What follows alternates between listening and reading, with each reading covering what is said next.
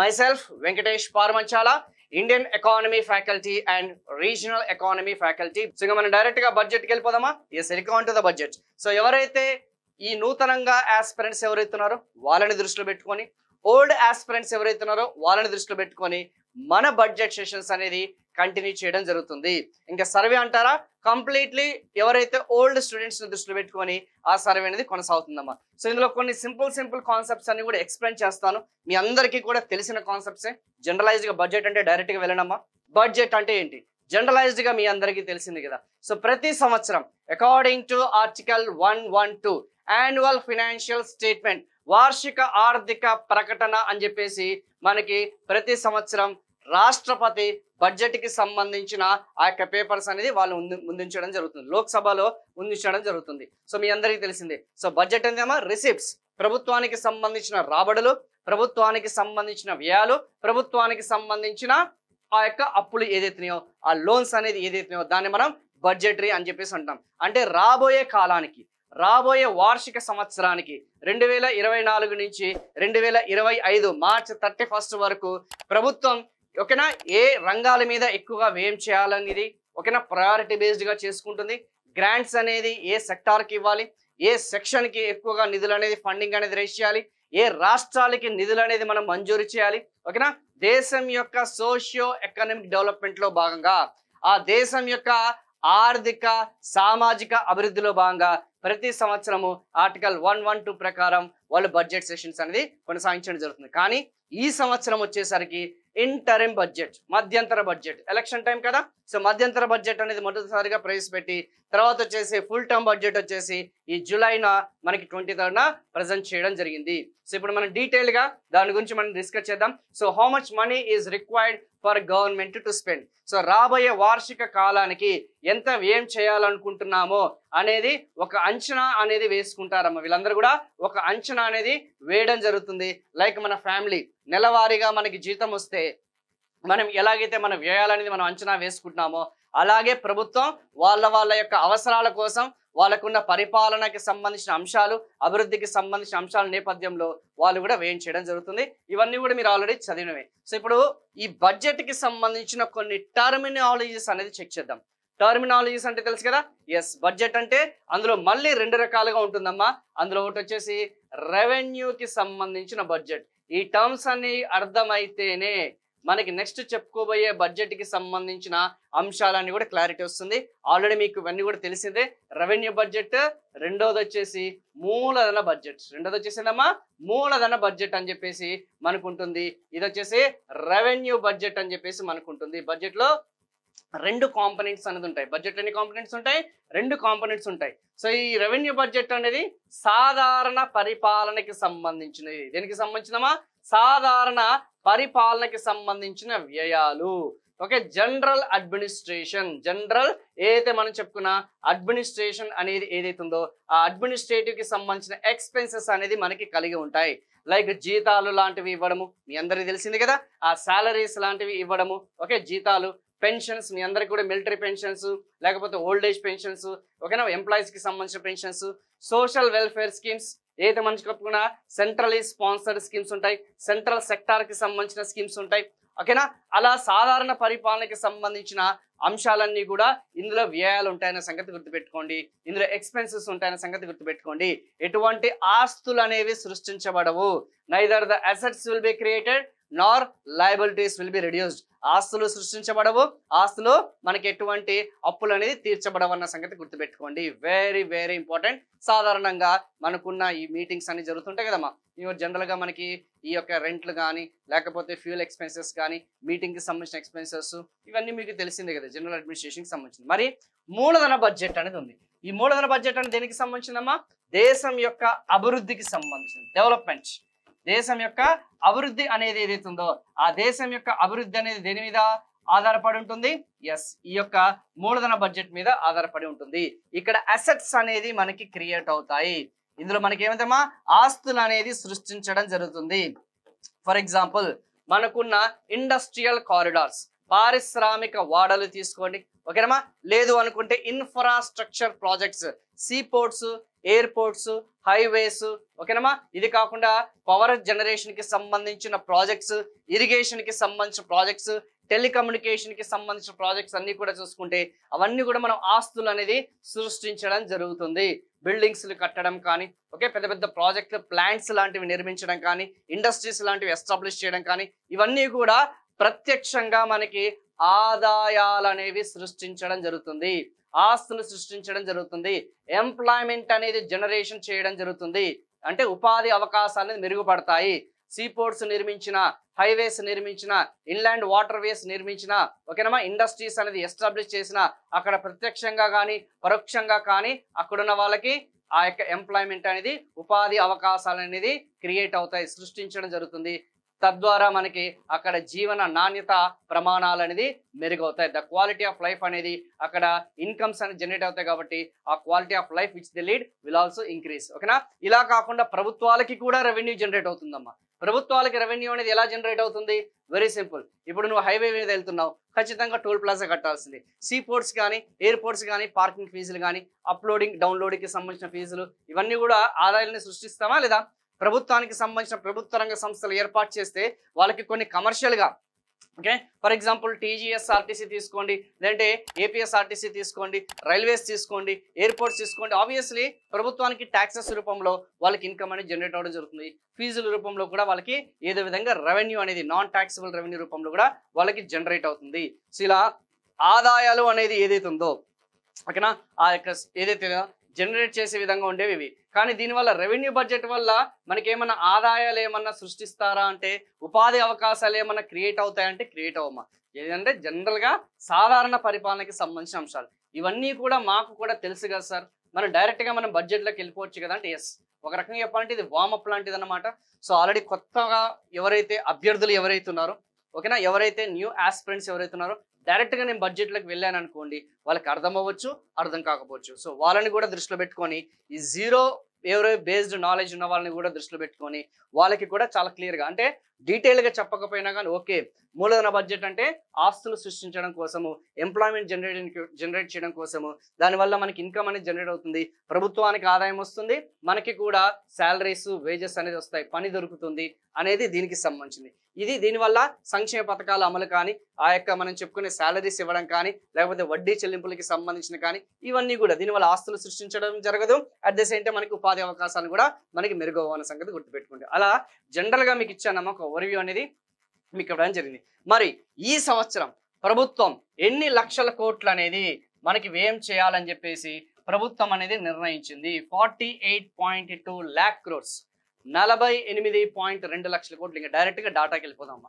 So ఈ సంవత్సరం వచ్చేసి టోటల్ బడ్జెట్ అవుట్లే అంటాం. ఈ టోటల్ బడ్జెట్ అవుట్లే అన్నాను అంటే మరి మేము విన్నాం సార్, ఈ 48.2 లక్షల కోట్లు విన్నాము, మరి ఇది ఆదాయానికి సంబంధించింది చెప్తున్నారా వాళ్ళు బడ్జెట్ అనేది, లేకపోతే మనము ఎక్స్పెన్సెస్కి సంబంధించింది అంటున్నారా? ఎప్పుడైనా సరే గుర్తుపెట్టుకున్నామా, బడ్జెట్ అవుట్లే అన్నాను అంటే అవి ఎక్స్పెన్సెస్కి సంబంధించిందే. అంటే రాబోయే వార్షిక కాలం వరకు చూసుకుంటే, అంటే మార్చ్ 31, ఓకేనమ్మా, మార్చ్ 31, 2025 వరకు చూసుకుంటే రాబోయే సంవత్సర కాలానికి, ఓకే, 6 నెలల కాలానికి సంబంధించి ప్రభుత్వం ఇంత వ్యయం చేయాలని చెప్పేసి కోరుకుంది. అందులో రెవెన్యూ బడ్జెట్ కింద ఎంత వ్యయం చేస్తుంది అండ్ క్యాపిటల్ బడ్జెట్ కింద ఎంత వ్యయం చేస్తుంది అనేది డీటెయిల్డ్గా మనం డిస్కస్ చేద్దాం. ఇక్కడ నుంచి మీరు జాగ్రత్తగా వినడమ్మా. ఫ్రమ్ నౌ ఆన్వర్డ్స్ మనకి ఎగ్జామినేషన్ పాయింట్ ఆఫ్ వ్యూలో, ఎగ్జామినేషన్ ఓరియంటేషన్లో ఏ విధంగా మనకి క్వశ్చన్స్ అనేది అడిగే అవకాశం ఉంది. సో పార్మంచాల వెంకటేష్కి ఉన్న ఒకే ఒక్క పేరు ఏంటంటే, సార్ మొత్తం క్లాసెస్ అన్నీ కూడా అకాడమిక్ పాయింట్ ఆఫ్ వ్యూలో కాదు, ఎంట్రన్స్ ఎగ్జామినేషన్ పాయింట్ ఆఫ్ వ్యూలో కాదు, కాంపిటేటివ్ ఎగ్జామినేషన్ పాయింట్ ఆఫ్ వ్యూనే క్లాసెస్ ఉంటాయి. ఇంకా మనం డైరెక్ట్గా ఎగ్జామినేషన్ పాయింట్ ఆఫ్ వ్యూకి వెళ్ళిపోదాం. ఇక్కడ నుంచి జాగ్రత్తగా ఉండండి. ఎవరైతే సీనియర్ మోస్ట్ ఆస్పిరెంట్స్ ఎవరైతే ఉన్నారో వాళ్ళు ఇక్కడ నుంచి మీరు కొంచెం జాగ్రత్తగా వినడానికి ప్రయత్నించండి అమ్మా. ఇప్పుడు total receipts, okay, receipt in the sense total receipts అని చూసుకుంటే మనకి బడ్జెట్ అంటే ఏందమ్మా 48.2 lakh crores అని చెప్పేసి అన్నాను. సో రాబడులు ఏదైతే ఉన్నాయో, రిసీప్ట్స్ అనేవి ఏదైతే ఉన్నాయో, ఆ రిసీప్ట్స్ ఈజ్ ఈక్వల్ టు మనకి ఎక్స్పెన్సెస్ కదమ్మా. సో ఆబ్వియస్లీ ఎక్స్పెన్సెస్ కూడా ఉంటాయి, 48.2 lakh crores అనేది ఉంటాయి. అది కూడా 48.2 లక్షల కోట్లే ఉంటాయన్న సంగతి గుర్తుపెట్టుకోండి. Very very very important. అయితే ఎగ్జామినేషన్ లో పోయిన సంవత్సరం అంటే ఏదైతే మనం చెప్పుకున్న ప్రీవియస్ ఇయర్ తోని కంపారిజన్ చేస్తే ఈ రిసిప్ట్స్ అనేది ఎంత శాతం అనేది మనకి హైక్ అయింది, ఇంక్రీజ్ అయింది, రాబడులు ప్రభుత్వానికి సంబంధించిన రాబడులు అనేది ఎంత శాతం పెరిగాయి అనేది అడిగే ఛాన్సెస్ ఉంది. 15% హైక్ ఉందమ్మా. ఎందుకంటే ప్రభుత్వ ఆదాయాలు అనేది మనకి పెరగాల తగ్గాల, ఎవ్రీ ఇయర్ మీరే ఉన్నారు, మీ శాలరీస్ అనేది ఓకేనా. ఇప్పుడు చాలా మంది ఎంప్లాయీస్ అనేది నా క్లాస్ వింటూ ఉన్నారు. గత సంవత్సరంతో పోలిస్తే ఈ సంవత్సరం మీకు హైక్ అనేది ఎక్స్పెక్ట్ చేస్తారా లేదా? కొంతమంది 5% ఎక్స్పెక్ట్ చేస్తారు, కొంతమంది 10% ఎక్స్పెక్ట్ చేస్తున్నారు. అంటే ఈ గవర్నమెంట్ రిసీట్స్ అనేది పెరుగుతున్నాయి అంటే డెఫినెట్లీ ఎకనామిక్ వెల్ బీయింగ్, మన ఆర్థిక పరిస్థితి అనేది మెరుగ్గా ఉంది, ఆరోగ్యంగా ఉంది అనేది ఒక సూచిక అని చెప్పేసి అనొచ్చు, ఒక ఇండికేషన్ కూడా అనొచ్చు. ఓకేనమ్మా, వెరీ వెరీ ఇంపార్టెంట్. కొంచెం చూసుకోండి. అంటే ప్రభుత్వాలకు ఆదాయాలు పెరుగుతున్నాయి. మరి ప్రభుత్వాలకి ఆదాయాలు పెరగడానికి గల కారణం ఏమై ఉండొచ్చు, రీజన్ కూడా ఉండాలి కదా.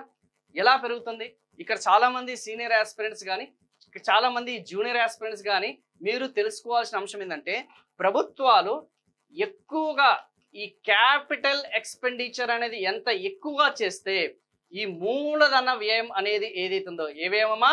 ఆ యొక్క మూలధన వ్యయం అనేది ఎంత అధికంగా వాళ్ళు ఖర్చు పెడితే, ఎంత ఎక్కువగా ఖర్చు పెడితే ఓకేనమ్మా ప్రభుత్వానికి అంత రాబడులు అనేది ఎక్కువ అవుతాయి.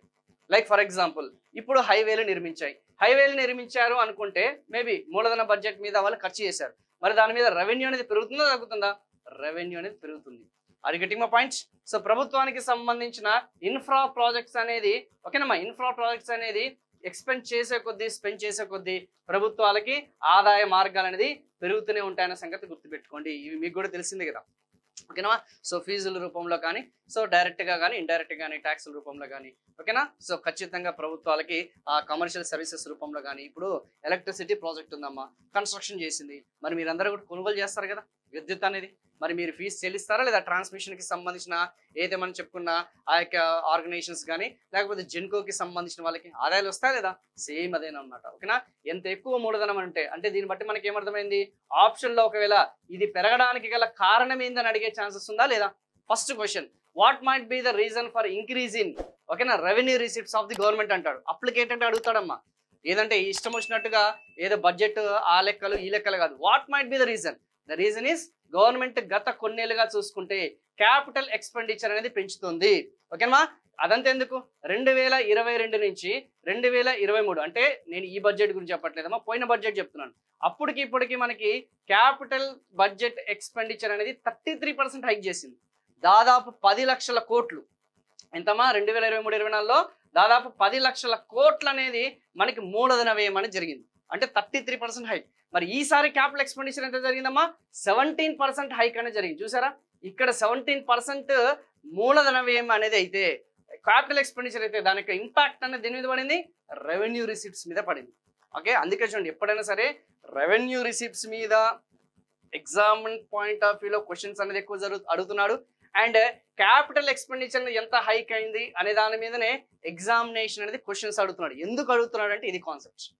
అది తెలియకుండా మనం ఏదేదో చదువుతుంటాం, క్యాపిటల్ రిసిప్ట్స్ మీద ఫోకస్ చేస్తుంటాం, ఆ యొక్క రెవెన్యూ ఎక్స్పెండిచర్ మీద ఫోకస్ చేస్తుంటాం. కాదమ్మా, మీరు ఫోకస్ చేయాల్సింది రెవెన్యూ రిసిప్ట్స్ అనేది ఎంత హైక్ అయింది, క్యాపిటల్ ఎక్స్పెండిచర్ అనేది ఎంత హైక్ అయింది అనే దాని మీద ఫోకస్ చేయాలి. ఎందుకంటే రెండు కూడా డైరెక్ట్ గా రిలేటెడ్ అవుతాయి అన్న సంగతి గుర్తుపెట్టుకోండి. ప్రత్యక్ష సంబంధం అనేది ఉంటుందన్న సంగతి గుర్తుపెట్టుకోండి. ఆల్రెడీ మీకు చెప్పాను ఎందుకు ఉంటుంది ఆ సంబంధం అనేది, చాలా క్లియర్ గా మీకు ఎక్స్ప్లెయిన్ చేశాను ఓకేనమ్మా. So please focus on this one. So revenue receipts అనేది పెరగడానికి గల కారణం గత కొన్నేళ్ళుగా, ఎందుకంటే మన వాళ్ళు పిఎం గతి శక్తి తెలుసు అనుకుంటే కదా, పిఎం గతి శక్తి అని చెప్పేసి రాబోయే కాలానికి ఇన్ఫ్రా ప్రాజెక్ట్స్ అన్ని కూడా వాళ్ళు లైన్ లో ఉంచారు. నేషనల్ ఇన్ఫ్రాస్ట్రక్చర్ పైప్ లైన్ అని చెప్పేసి దాదాపు 111 లక్షల కోట్లతోని సో ఈ లైన్ లో ఉంచారు. సో ఇవన్నీ కూడా మీరు ఇన్ఫ్రాస్ట్రక్చర్ ప్రాజెక్ట్స్ గురించి మీరు ఆ పిఎం గతి శక్తి చదువుకోండి, నేషనల్ ఇన్ఫ్రాస్ట్రక్చర్ పైప్ లైన్ చదువుకుంటే మీకు ఆటోమేటిక్ గా ఒక ఐడియా అనేది వస్తుందమ్మా. క్యాపిటల్ ఎక్స్పెండిచర్ అనేది మనం ఎంత వేయం చేస్తున్నాం అనేది ఒక క్లారిటీ. కానీ ఈ సంవత్సరం వచ్చేసరికి అన్ని మీరు ఫిగర్స్ చూసుకుంటే 1111 ఉంటుందమ్మా, దాదాపు 11 లక్షల కోట్లు. ఇదైతే కొంచెం మెమరైజ్ చేసుకోండి అమ్మా. ఖచ్చితంగా ఎగ్జామ్లో అడుగుతాడు. ఇది 11 లక్షల కోట్లు. సో ఇది వచ్చేసరికి మనకి 31.3 lakh crores రిసిప్ట్స్. ఇది వచ్చేసి ఇది కొంచెం గుర్తుపెట్టుకోవడానికి ప్రయత్నించండి. ఓకేనమ్మా. So compared to revised estimates of 2023-2024 the capital expenditure in budget 2024 reflects an increase of 16.9%.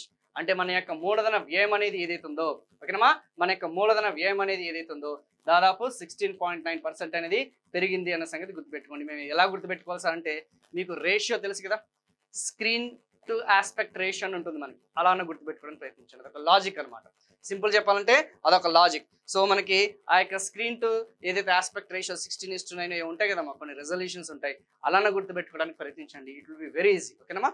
So కొంచెం అది ఎగ్జామినేషన్ పాయింట్ ఆఫ్ లో చూసుకోండి. నెక్స్ట్ చాప్టర్కి వెళ్లే ముందు డెఫినెట్గా మీకు కొన్ని అంశాల గురించి, కొన్ని టర్మినాలజీస్ గురించి, బేసిక్ టర్మ్స్ గురించి ఖచ్చితంగా అవగాహన ఉండాలి.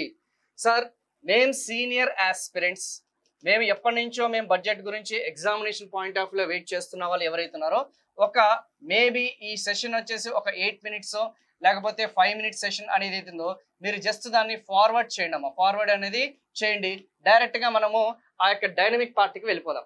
లేదు సార్ మేము న్యూ ఆస్పిరెంట్స్, మాకు బడ్జెట్ మీద అవగాహన ఉంది కానీ ఆ టర్మ్స్ అనేది ఏదైతుందో వాటి మీద పూర్తి అవగాహన లేదు అన్న వాళ్ళు మాత్రం ఖచ్చితంగా ఈ 5 నిమిషాలకి సంబంధించిన నుంచి 8 నిమిషాలకి సంబంధించిన వీడియో అనేది ఖచ్చితంగా 100కి 100% అనేది చూడండి.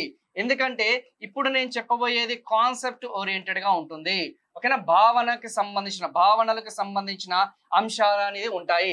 సీనియర్ ఆస్పిరెంట్స్ అనేది డైనమిక్ గా కోరుకునే వాళ్ళందరికీ కూడా, అప్డేట్స్ కావాలనుకున్న వాళ్ళు కూడా ప్లీజ్ జస్ట్ మీరు ముందుకి ఫార్వర్డ్ చేయండి. ఆ యొక్క ఏదైతే ఉందో ఆటోమేటిక్ గా మీకు వచ్చేస్తున్నాం. ఓకేనా. సో ఇప్పుడు ఎవరైతే న్యూ ఆస్పిరెంట్స్ ఎవరైతే ఉన్నారో మీ అందరికీ కూడా చెప్పదలుచుకుందమ్మా, బడ్జెట్ అనేది చూసుకుంటే మీకు ఇంత ముందే చెప్పాను.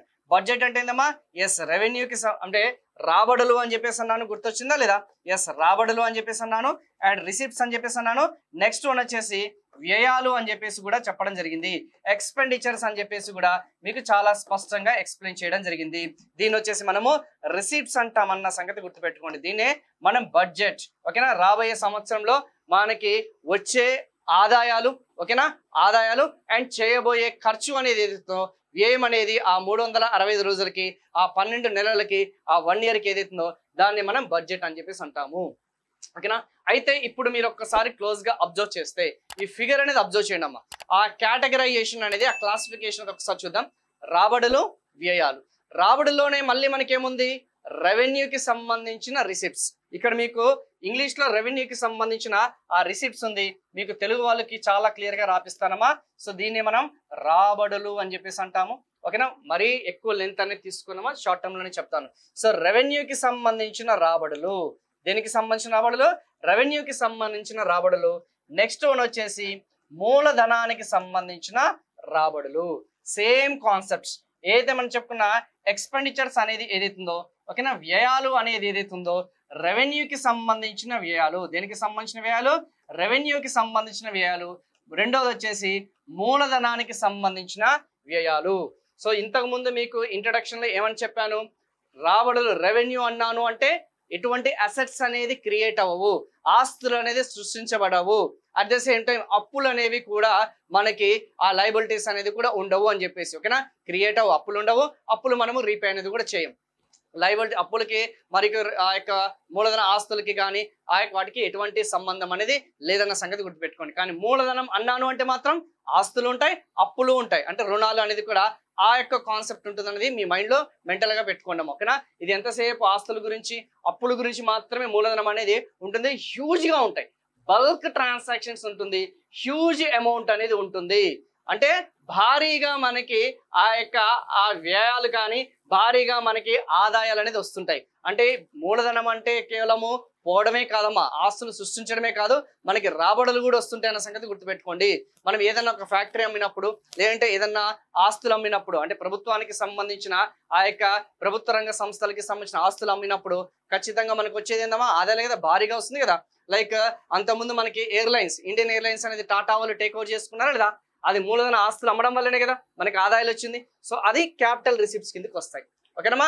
సో మన ప్రభుత్వ రంగానికి సంబంధించిన ఆస్తులు అమ్మితే మనకి రిసిప్ట్స్ అనేది వస్తాయన్న సంగతి గుర్తుపెట్టుకోండి. లేదు బల్క్ గా హ్యూజ్ అమౌంట్స్ అనేది మనము వేరే వాళ్ళ దగ్గర నుంచి ఇంటర్నేషనల్ ఇన్స్టిట్యూషన్స్ ఏదైతే ఉన్నాయో IMF కానీ, వరల్డ్ బ్యాంక్ కానీ, ఆసియా డెవలప్మెంట్ కానీ, బ్యాంక్ కానీ, జికా లాంటి సంస్థలు ఎవరైతే ఉన్నారో ఒకవేళ మనకి 1000 కోట్లు 200 కోట్లు 2000 కోట్లు ఇలా భారీగా బల్క్ గా మనకు ఒకవేళ లోన్స్ అనేది ఇస్తే దాన్ని కూడా మనం ఏమంటామా, మనము ఆ యొక్క మూలధన రాబడుల కిందికి వస్తుంది. డిస్ఇన్వెస్ట్మెంట్స్ అంటే అదేనమ్మా, పెట్టుబడుల ఉపసంహరణ అంటే ఆస్తులు అమ్మడం ద్వారా ప్రభుత్వ రంగ సంస్థలు అనేది ఏదైతుందో తన వాటా అనేది ఏదైతుందో ఉపసంహరణ చేయడం ద్వారా వచ్చేదే మనకి డిస్ఇన్వెస్ట్మెంట్ అన్న సంగతి గుర్తుపెట్టుకోండి. ఓకేనా? సో ఇవి మూలధనానికి సంబంధించిన ఏమన్నామా రాబడులు అన్న సంగతి గుర్తుపెట్టుకోండి. మరి రెవెన్యూకి సంబంధించిన రాబడులు అంటే ఏంది? ఇవి ఏంది అన్నాను, బల్క్ గా ఉంటుంది అన్నాను, హ్యూజ్ గా ఉంటుంది అన్నాను. ఓకేనా? ఓకేనా? లాంగ్ టర్మ్ దీర్ఘకాలికంగా మనకు ఉంటుంది, మల్టిపుల్ టైమ్స్ ఉంటుందమ్మా. ట్రాన్సాక్షన్స్ అనేది మల్టిపుల్ టైమ్స్ ఉంటుంది. ఓకేనమ్మా? ఇది వచ్చేసరికి రెవెన్యూ అనగానే మనకి స్వల్పకాలిక అంశాలు, ఇది వచ్చేసరికి దీర్ఘకాలిక అంశాలకి సంబంధించింది, ఇది వచ్చేసి షార్ట్ టర్మ్ కి సంబంధించిన నీడ్స్ అనేది ఏదైతుందో ఆ రిసిప్ట్స్ అనేది ఉంటాయి. షార్ట్ టర్మ్ ఉంటుంది, వన్ టైం మాత్రమే ఉంటుంది, ఒకేసారి కలిగిన లావాదేవీలు అన్న సంగతి గుర్తుపెట్టుకోండి. అండ్ హ్యూజ్ అమౌంట్స్ ఉండదమ్మా, స్మాల్ అమౌంట్స్ అనేది ఉంటుంది, బల్క్ అమౌంట్స్ ఉండదు. చిన్న మొత్తాల్లో మనకి రాబడులు అనేది వస్తాయి. ఓకే, చిన్న మొత్తాల్లో మనకి ఇన్కమ్ అనేది వస్తుంది, ఇక్కడ భారీగా వస్తుంది. ఆ డిఫరెన్షియేషన్ అనేది తెలియాలి. సింపుల్ గా చెప్పాలంటే మన భాషలో చెప్తాను. మీకు ఒక ఇల్లు ఉంది, ఇల్లు అనేది ఫ్లాట్ కానీ ఆ యొక్క భూమి కానీ లేకపోతే ఏదైనా ఆస్తి అమ్మితే మీకు హ్యూజ్ గా బల్క్ గా ఇన్కమ్ అనేది వస్తుందా లేదా? అది మూలధనం. అదే మీకు రెగ్యులర్ గా వచ్చే శాలరీ, మీరు ఎక్కడన్నా ఒక కాంప్లెక్స్ ఉంది, రెగ్యులర్ గా వచ్చే రెంట్లు, దాని మీద వచ్చే రెంట్లు అనేది ఏదైతుందో, ఓకేనా, వ్యాపారం చేస్తే వచ్చే లాభాలు అనేది ఏదైతుందో అది రెవెన్యూ రాబడులు. సో షార్ట్ టర్మ్ గా ఉంటాయి. ఓకేనా? మల్టిపుల్ అనేది కాకుండా వన్ టైమ్ గా ఉంటుందన్న సంగతి గుర్తుపెట్టుకోండి. కానీ ఇది వచ్చేసి మనకి మల్టిపుల్ గా ఉంటుందన్న సంగతి గుర్తుపెట్టుకోండి, ఇది వచ్చేసి వన్ టైమ్ గా ఉంటుందన్న సంగతి గుర్తుపెట్టుకోండి. ఇవి మల్టిపుల్, ఇది వన్ టైం ఉంటుందన్న సంగతి గుర్తుపెట్టుకోండి. అది ఎక్స్ప్లెయిన్ చేస్తాను, కంగారు పడకండి. ఓకేనా? సో మళ్ళీ ఇందులో ఈ రెవెన్యూ రాబడులో చూసుకుంటే పన్నుల ద్వారా వచ్చే ఆదాయం, ఈ రెవెన్యూ రాబడులో చూసుకుంటేనమ్మా మళ్ళీ రెవెన్యూ రాబడి ఏదో రెవెన్యూ రిసిప్ట్స్ లో వచ్చేది మనకి ఏంది, పన్ను ద్వారా వచ్చే ఆదాయము. రెండోది వచ్చేసి పన్నేతర ద్వారా వచ్చే ఆదాయం, పన్నేతర రాబడులు. పన్నేతర అంటే డైరెక్ట్ ట్యాక్సెస్, ఇండైరెక్ట్ ట్యాక్సెస్. ఓకేనా? ప్రత్యక్ష పన్నులు, పరోక్ష పన్నులు మీ అందరికీ తెలిసిందే కదా. సో ఆ ప్రత్యక్ష పన్నులు, పరోక్ష పన్నుల ద్వారా వచ్చేది మనకి ట్యాక్సిబుల్ రిసిప్ట్స్ అని చెప్పేసి అంటాము.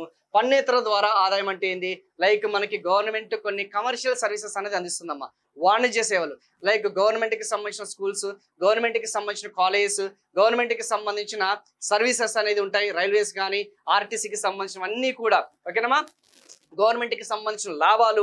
ఓకేనా? ప్రభుత్వం అనేది వేరే వాళ్ళకి రుణం ఇస్తే వాళ్ళకి వచ్చే ఆ వడ్డీలు ఏదైతే ఉన్నాయో, ఓకేనమ్మా, కేంద్రం వచ్చేసి రాష్ట్ర ప్రభుత్వాలకి ఆ యొక్క లోన్లు అనేది ఇస్తుంది కదా, మరి వడ్డీ అనేది చెల్లిస్తారా లేదా రాష్ట్ర ప్రభుత్వాలు? మరి అవన్నీ కూడా ఏంది, నాన్ ట్యాక్స్ రిసిప్ట్స్. ప్రజల ద్వారా కానీ, సంస్థల ద్వారా కానీ, విదేశీ సంస్థల ద్వారా కానీ పన్నులు వేసి, ఓకేనమ్మా, పన్నులు వేసి ట్యాక్సెస్ అనేది ఇంపోజ్ చేసి మనకి ఆదాయం అనేది ఆర్జిస్తే దాన్ని మనం ట్యాక్సిబుల్ రిసిప్ట్స్ అని చెప్పేసి అంటాము. నాన్ ట్యాక్సెస్ అంటే ఏంది, which are not being taxed, అంటే పన్ను అనేది భారం అనేది ఉండదన్న సంగతి గుర్తుపెట్టుకోండి. అంటే ఇతరత్ర మార్గాలు, ప్రభుత్వానికి సంబంధించిన ఇతరత్ర మార్గాలు ఏదైతే మనం చెప్పుకున్న సర్వీసెస్ అందిస్తుంటుంది కదమ్మా, ఓకేనా, లాభాలు అవన్నీ వస్తుంటాయి కాబట్టి అవన్నీ ఫీజులు, ఫైన్లు, పెనాల్టీలు ఎక్సెట్రా ఎక్సెట్రా. సో నాకు తెలిసిన వరకు దీని ద్వారా మనకి ఏమర్థమవుతుంది, సాధారణ పరిపాలనకి సంబంధించిన ఏదైతే ఉందో ఆదాయాలు మాత్రమే మనకు వస్తున్నాయి. కరెక్టా కదా? పన్నుల ద్వారా కానీ, పన్నేతరుల ద్వారా కానీ. మూలధన పెట్టుబడి అనేది ఎంత ఎక్కువగా ఇంక్రీజ్ అయితే ప్రభుత్వానికి రాబడులు కూడా అంతే పెరుగుతాయన్న సంగతి గుర్తుపెట్టుకోండి. మళ్ళీ రిపీట్ చేస్తున్నాను. ఓకేనా? మూలధన ఆస్తుల సృష్టి అనేది, మూలధన వ్యయం అనేది ఎంత అధికంగా ఉంటే, ఇది ఎంత ఎక్కువగా ఉంటే ఆటోమేటిక్ గా మనకి ఇంతకుముందు మీకు చెప్పినట్టు రెవెన్యూ రాబడులు అనేది అంత ఎక్కువగా పెరుగుతూ ఉంటాయి, డైరెక్ట్ ప్రపోర్షనేట్ గా ఉంటాయన్న సంగతి గుర్తుపెట్టుకోండి. మరి వాట్ అబౌట్ ద మూలధన రాబడులు ఆల్రెడీ చెప్పాను కదా. ఐ థింక్ నెక్స్ట్ వన్ ఏదైతే మనం చెప్పుకున్న వ్యయానికి సంబంధించింది, రెవెన్యూకి సంబంధించిన వ్యయం. రెవెన్యూకి సంబంధించిన వ్యయం అంటే ఏంటి, సింపుల్ గా చెప్పాలంటే ఇవి సాధారణ పరిపాలనకి సంబంధించిన వ్యయాలు. సో సాధారణ పరిపాలనకి సంబంధించిన వ్యయాలంటే ఏంది, ఈ యొక్క పెన్షన్లు అనేది ఇవ్వడము, మీ అందరికి తెలుసు అనుకుంటే కదా, ఆ పెన్షన్స్ లాంటివి ఇవ్వడము. ఓకేనా? పెన్షన్స్ అనేది ఏదైందో అది ఓల్డ్ ఏజ్ పెన్షన్స్ అయినా ఉండొచ్చు, ఓకేనా, వృద్ధాప్య పెన్షన్లు అయినా ఉండొచ్చు, ఆర్ సోషల్ సెక్యూరిటీ సామాజిక భద్రతకి సంబంధించిన పెన్షన్లు అయినా ఉండొచ్చు, లేదు అనుకుంటే ఎంప్లాయీస్ కి సంబంధించిన పెన్షన్స్ అయినా ఉండొచ్చు. సాధారణ పరిపాలన, సో ప్రభుత్వాలు కూడా ఆ వస్తు సామాగ్రిని కొనుగోలు చేస్తుంది కదా, గూడ్స్ సర్వీసెస్ అనేది రెంట్లు వాళ్ళు పే చేయాల్సి వస్తుంది. ఇప్పుడు ప్రభుత్వాలకు కూడా కొన్ని ఏదైతే ఆఫీసులు కానీ కార్యాలయాలు కానీ లేకపోతే బ్యాంకులు కానీ ఇవన్నీ కూడా ఉండాలంటే వాళ్ళు కూడా డెఫినెట్లీ రెంట్ పే చేయాలి, సాలరీస్ పే చేయాలి, మీటింగ్స్ ఉంటాయి, కాన్ఫరెన్స్లు ఉంటాయి, వాళ్ళు కూడా ట్రావెలింగ్ ఛార్జెస్ ఎక్స్పెన్సెస్ ఉంటాయి. ఇలా ఏదైతే జనరల్ అడ్మినిస్ట్రేషన్ అనేది ఏదైతే ఉందో ఆ గవర్నమెంట్ పర్చేసింగ్స్ అనేది కొనుగోలు ఏదైతే ఉందో వాటన్నిటిని కూడా ఈ యొక్క వీటి కిందకి వస్తుంది. ఇది కాకుండా సబ్సిడీస్ ఇస్తుంది కదా ప్రభుత్వం వచ్చేసి మనకి సబ్సిడీస్ రాయితీలు ఏదైతే మనం చెప్పుకున్న ఆహార ధాన్యాల సబ్సిడీలు కానీ లేకపోతే మనం చెప్పుకున్న ఫర్టిలైజర్స్ కి సంబంధించిన సబ్సిడీస్ కానీ లేకపోతే డీజిల్ కి సంబంధించిన సబ్సిడీస్ కానీ ఇలాంటి కొన్ని ఆ సబ్సిడీస్ అనేది ఇచ్చేదంతా కూడా విద్యుత్ సబ్సిడీ, ల్యాండ్ సబ్సిడీస్ ఇవన్నీ కూడా రెవెన్యూ వ్యయం కిందకి వస్తుంది. వీటి వల్ల మనకి ఓకేనమ్మా ఉపాధి అవకాశాలు ఏమన్నా పెరుగుతాయా? వీటి వల్ల ఉపాధి అవకాశాలు ఏమైనా పెరుగుతాయంటే పెరగవు. ఉద్యోగ అవకాశాలు ఏమైనా పెరుగుతాయంటే పెరగవు. ఆస్తులు ఏమైనా సృష్టించడం జరుగుతుందంటే ఎటువంటి ఆస్తులు అనేది సృష్టించవు. అర్థమైందా లేదా? సో వీటి మీద మనం మూలధనం రెవెన్యూ రిసిప్ట్స్ అనేది ఎటువంటి ఆస్తులు అమ్ముకోవాల్సిన అవసరం లేదు. ఇక్కడ ఆస్తులు సేల్ చేయాల్సిన అవసరం లేదు. అండ్ రుణాలకి సంబంధించిన అంశమే కాదు. కానీ ఇక్కడ వచ్చేసరికి మాత్రం మనకి ఆ యొక్క రెవెన్యూ ఎక్స్పెండిచర్ వచ్చేసరికి ఎటువంటి ఆస్తులకి సంబంధించిన అంశాలు ఉండవన్న సంగతి గుర్తుపెట్టుకోండి చాలు. మరి మూలధన వ్యయం అంటే ఏంటి? మూలధన వ్యయానికి సంబంధించిన అంశాలు ఏంటి? మూలధన వ్యయం అంటే ఏంటి? ఇక్కడ అసెట్ అనేది క్రియేట్ అవుతుంది, ఆస్తి అనేది సృష్టించడం జరుగుతుంది. ఆస్తుల సృష్టి, ఇన్ఫ్రాస్ట్రక్చర్ అనేది ఏదైతుందో, మౌలిక సదుపాయాలు అనేది ఏదైతుందో అవి సృష్టించడం జరుగుతుంది. ఇరిగేషన్ ప్రాజెక్ట్స్ అని గుర్తుందా లేదా? నీటి పారుదల ప్రాజెక్టులు, power irrigation projects, hydel projects, okay, ఇవన్నీ కూడా ఆస్తులు సృష్టించడం ద్వారా డైరెక్ట్ గా ప్రభుత్వానికి ఆదాయాలు అనేది వస్తాయి, ఇన్కమ్స్ అనేది జనరేట్ అవుతాయి అనే సంగతి గుర్తుపెట్టుకోండి. Very very very very important. Simple గా చెప్పాలంటే రిసిప్ట్స్, ఎక్స్పెన్సెస్. రిసిప్ట్స్ వచ్చేసి స్మాల్ అమౌంట్స్ లో ఉంటే రెవెన్యూస్, హ్యూజ్ బల్క్ అమౌంట్స్ ఉంటే ఏదైతే మనం చెప్పుకున్నా క్యాపిటల్.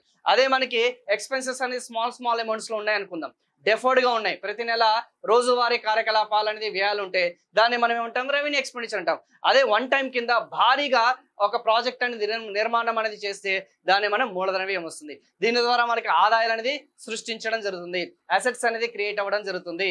ఓకేనమ్మా? దీని ద్వారా మనం ఆస్తులు అనేది కోల్పోవచ్చు. ఎందుకంటే రుణం తీసుకుంటే మనం సెక్యూరిటీ పెట్టాలి కాబట్టి ఆస్తులన్నా కోల్పోవచ్చు. లేదంటే డిస్ఇన్వెస్ట్మెంట్. ఓకేనా? అంతే కదా, డిస్ఇన్వెస్ట్మెంట్ చేసామంటే నువ్వు ఆస్తులు కోల్పోయినట్టే కదా. పెట్టుబడి ఉపసంహరణ చేసావు, ఆస్తులు కోల్పోయినట్టే. బారో చేసుకున్నావు, తిరిగి చెల్లించకపోతే నీ ఆస్తి అనేది పూచీకత్తు పెట్టినట్టే కదా, మార్టిగేజ్ చేసినట్టే కదా.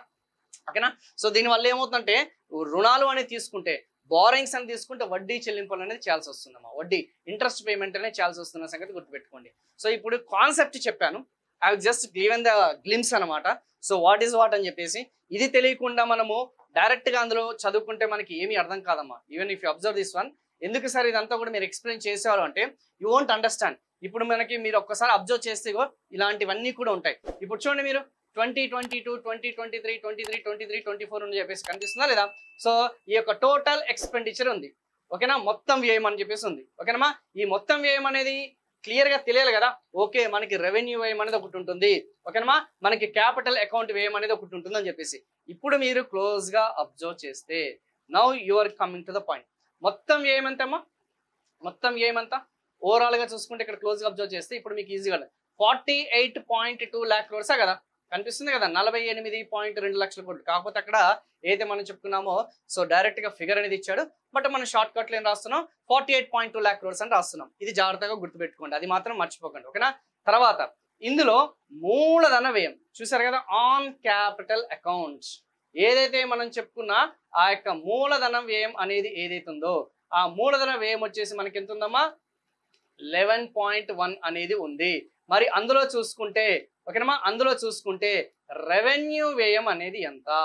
అందులో చూసుకుంటే రెవెన్యూ వ్యయం అనేది చాలా స్పష్టంగా ఇక్కడ తెలిసిపోతుంది. 37.1 lakh crores అనేది. మరి ఇక్కడ మీరు క్లోజ్ గా అబ్జర్వ్ చేస్తే ఆన్ రెవెన్యూ అకౌంట్ కనిపిస్తుందా లేదా?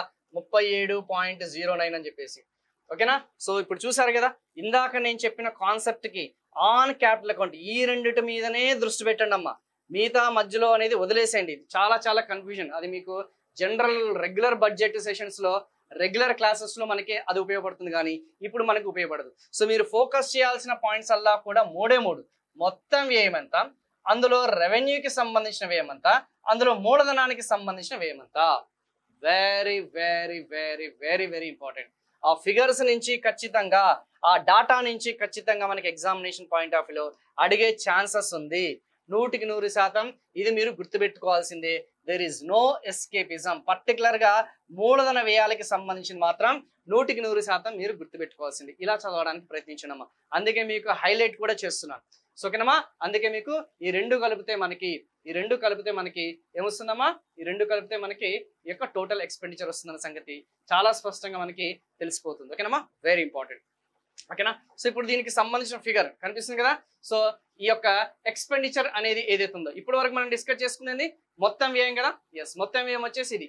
మరి ఇక్కడ మీరు క్లోజ్ గా అబ్జర్వ్ చేస్తే ఈ మధ్య క్వశ్చన్ పేపర్ ట్రెండ్స్ అనేది కూడా చూసుకుంటే ఈ మధ్య కాలంలో చూసుకుంటే గత 2022, 23, 24 నుంచి అంటే ఇటీవల వచ్చిన ఆ యొక్క క్వశ్చన్ పేపర్ ట్రెండ్ చేసుకుంటే మనకి ఎఫెక్టివ్ క్యాపిటల్ ఎక్స్పెండిచర్ ఏమొస్తుందమ్మా, ఎఫెక్టివ్ క్యాపిటల్ ఎక్స్పెండిచర్.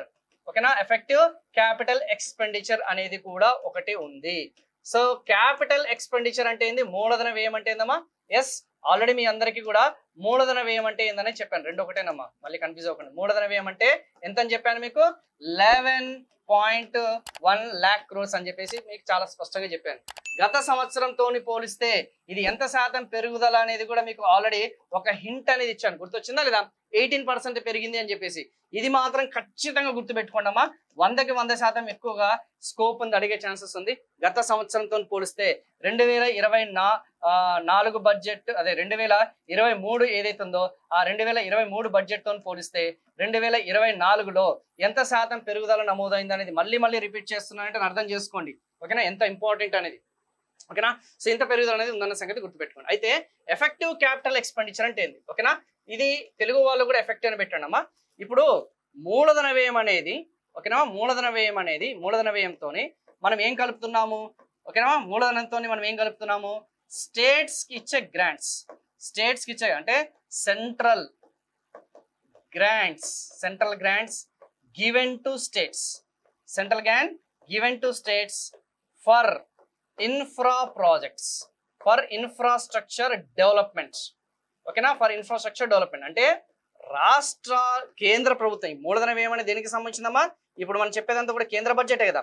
ఈ కేంద్ర బడ్జెట్ అనేది రాష్ట్రాలకి ఏమిస్తుంది, ఓకేనా, కొన్ని గ్రాంట్స్ అనేది ఇస్తుంది. ఓకేనా, ఆ గ్రాంట్స్ అనేది లోన్ల రూపంలో ఇస్తుంది. Like for example Polavaram project already మీ అందరికీ తెలిసింది కదా. అమరావతికి సంబంధించిన ఆ యొక్క రాజధాని నిర్మాణం, బీహార్కి సంబంధించిన 58,000 కోట్లు ఎంతో ఇచ్చింది కదా. మరి అవన్నీ కూడా చూసుకుంటే కేంద్రం నుంచి రాష్ట్రాలకి బదిలీ అయ్యాయా లేదా, ట్రాన్స్ఫర్ అయ్యాయా లేదా, గ్రాంట్స్ రూపంలో ట్రాన్స్ఫర్ అయ్యా లేదా. ఎస్, ట్రాన్స్ఫర్ అవ్వడం, బదిలీ అనేది అవ్వడం జరిగింది. మరి దేనికోసం ఇవన్నీ కూడా మూలధన ఆస్తులు సృష్టించడం కోసం మాత్రమే. మూలధన ఆస్తులు ఏదైతే ఉందో ఆ మూలధన ఆస్తులు సృష్టించడం కోసమే కేంద్రం తన ప్రయత్నంగా తన వాటాగా రాష్ట్రాలకి గ్రాంట్స్ అనేది ఇస్తుంది.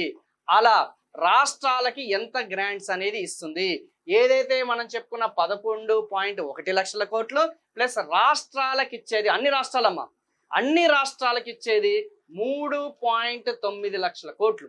అంటే ఓవరాల్ గా, అంటే ఎఫెక్టివ్ అంటే ఏందమ్మా, సార్థక అని కూడా అనొచ్చు మనము. తెలుగులో వచ్చేసి సార్థక మూలధన వ్యయం అని చెప్పేసి అలాంటి ఏం రాసుకోకండి, ఎఫెక్టివ్ అని రాసుకోండి. ఓకేనమ్మా, అందుకంటే డిఫరెంట్ మీనింగ్స్ ఉంటాయి. సో ఇప్పుడు effective capital expenditure including the grants చెప్పేది, grants in aid given to states for creation of capital assets అంటే రాష్ట్రాలకి, ఓకేనమ్మా, రాష్ట్రాలకి ఇచ్చే గ్రాంట్లు మూలధన ఆస్తులు సృష్టించడం కోసం. ఏం సృష్టించడం కోసం, మూలధన ఆస్తులు ఏదైతే ఉందో ఆ మూలధన ఆస్తులు సృష్టించడానికి ఇచ్చాం. ఓకే, రాష్ట్రాలకు ఇచ్చే గ్రాంట్లు. ఎవరికి ఇచ్చే గ్రాంట్లు, రాష్ట్రాలకు ఇచ్చే ఆ యొక్క గ్రాంట్లు అనేది ఏదైతే ఉందో ఆ గ్రాంట్స్ అనేది, ఓకే, రాష్ట్రాలకు ఇచ్చే ఆ గ్రాంట్స్ అనేది ఏదైతే ఉందో అది వచ్చేసరికి మనకి ఎంత ఉందమ్మా, 3.9 lakh crores ఉంది. సో బడ్జెట్ అనేది అంత ఈజీ కాదమ్మా, అర్థం చేసుకోవడం, అర్థం చేయించడం. సో ఆల్రెడీ సీనియర్ ఆస్పిరెంట్స్ కి ఇది ఖచ్చితంగా మీరు కొంచెం ఎక్కువగా ఫోకస్ చేయాల్సిన అంశం. సో అలా ఓవరాల్ చూసుకుంటే 15 లక్షల కోట్లు. ఒకవేళ ఎగ్జామ్ లో statement 1 what is our capital expenditure 12 లక్షల కోట్లు అన్నాడు, లేదా 10 లక్షల కోట్లు అన్నాడు. ఎఫెక్టివ్ క్యాపిటల్ ఎక్స్పెండిచర్ 13 లక్షల కోట్లు. Which of the following statement is true అన్నాడు. రెండు తప్పే. ఎందుకు, క్యాపిటల్ ఎక్స్పెండిచర్ వచ్చేసి 11 లక్షల కోట్లు, ఏదైతే మనం చెప్పిన ఎఫెక్టివ్ క్యాపిటల్ ఎక్స్పెండిచర్ 15 లక్షల కోట్లు. సో ఆ స్టేట్మెంట్స్ అనేది కొంచెం గుర్తుపెట్టుకోండి. ఎందుకంటే ఈ మధ్య కాలంలో ఎక్కువగా నరేంద్ర మోడీ గారు వికసిత్ భారత్ అంతే కదా, ఇంకా అవన్నీ స్టేట్మెంట్స్ అని ఇంకా చెప్పలేదమ్మా, అవన్నీ కూడా నెక్స్ట్ చెప్తాను. ఫస్ట్ అయితే మనం చెప్పిన 9 ప్రాధాన్యతలు, పార్టీ ఏ పార్టీ సి, అది ఇంకా చాలా లెందీగా ఉంటుంది పార్టీ బి అనేది.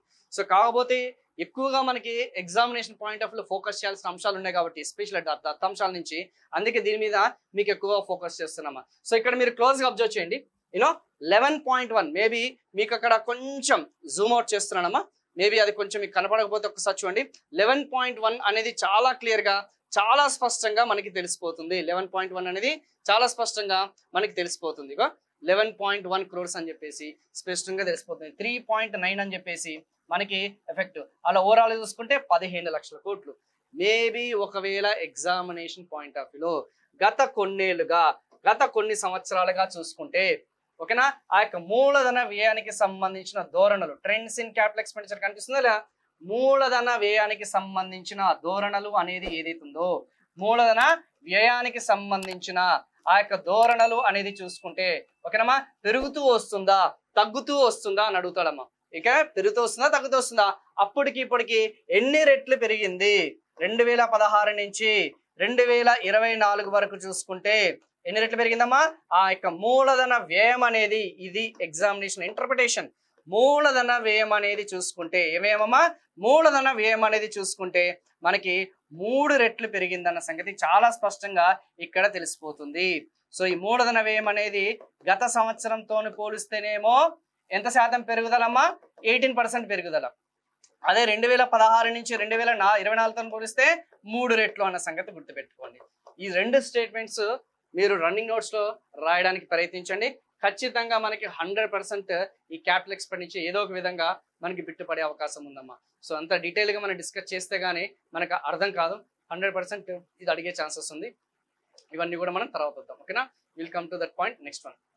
సో ఇప్పుడు మనకి ఎఫెక్టివ్ క్యాపిటల్ ఎక్స్పెండిచర్ అనే కాన్సెప్ట్ అనేది అర్థమైందా లేదా. ఇప్పుడు ఇదంతా మీరు ఎందుకు చెప్పారు సార్ అంటే, మరి మీకు ఆ ఫిగర్ అనేది అర్థం అవ్వాలి కదా. ఇప్పుడు మనకి ఆ యొక్క క్యాపిటల్ ఎక్స్పెండిచర్ అనేది ఆ క్యాపిటల్ అకౌంట్ అయిపోయింది. ఈ ఎఫెక్టివ్ క్యాపిటల్ ఎక్స్పెండిచర్ అనేది ఏదైతుందో ఓకేనమ్మా, ఓకేనా, ఆ ఎఫెక్టివ్ క్యాపిటల్ ఎక్స్పెండిచర్ అనేది ఆ 15 లక్షల కోట్లు అనేది కూడా మీకు ఇక్కడ క్లియర్ చేశానమ్మా. ఓకేనా. సో నెక్స్ట్ మనం revenue deficit, effective revenue deficit ఇవన్నీ కూడా నెక్స్ట్ మనం కంటిన్యూ చేద్దాం. That's not an issue. ఓకేనా, ఇక్కడతోనే నాకు తెలిసినంత వరకు ఆ మూలధనానికి సంబంధించిన అంశాలు ఏదైతుందో, వ్యయాలకి సంబంధించిన అంశాలు అనేది మీకు ఎక్స్ప్లెయిన్ చేశాను. అయినా సరే నెక్స్ట్ మనకి ఈ రూపాయి రావడం రూపాయి పోవడం అనే కాన్సెప్ట్ ఉంటుందమ్మా. మీ అందరూ కూడా చాలా మంది అబ్జర్వ్ చేయండి. సో రూపాయి రావడము ఆ రూపాయి పోవడం అనేది ఏదైతుందో, ఆ రూపాయి పోవడం అనే దాని గురించి మనం కొంచెం బ్రీఫ్ గా డిస్కస్ చేద్దాం. సో దట్ మీకు కూడా ఒక క్లారిటీ అనేది వస్తుంది. ఓకేనా. సో రూపాయి రావడం రూపాయి పోవడం. సో ఇప్పుడు మీరు క్లోజ్ గా అబ్జర్వ్ చేస్తే ఇప్పుడు ఏంటి సార్ ఈ రూపాయి రావడం రూపాయి పోవడం, మాకు కూడా అర్థం కాలేదు. మేము కూడా చాలా చూసాము. 4 పైసలు అంటున్నాడు, 9 పైసలు అంటున్నాడు, 8 పైసలు, 16 పైసలు, ఓకేనా, 19 పైసలు. సో ఇలాంటివన్నీ కూడా కనిపిస్తున్నాయి మాకు. అసలు ఏంటి ఇంతకుముందు మనం చెప్పుకున్న ఆ యొక్క బడ్జెట్ అనేది ఏదైతుందో, బడ్జెట్ అనేది ఎంత చెప్పుకున్నామా, 48.2 లక్షల కోట్లే కదా.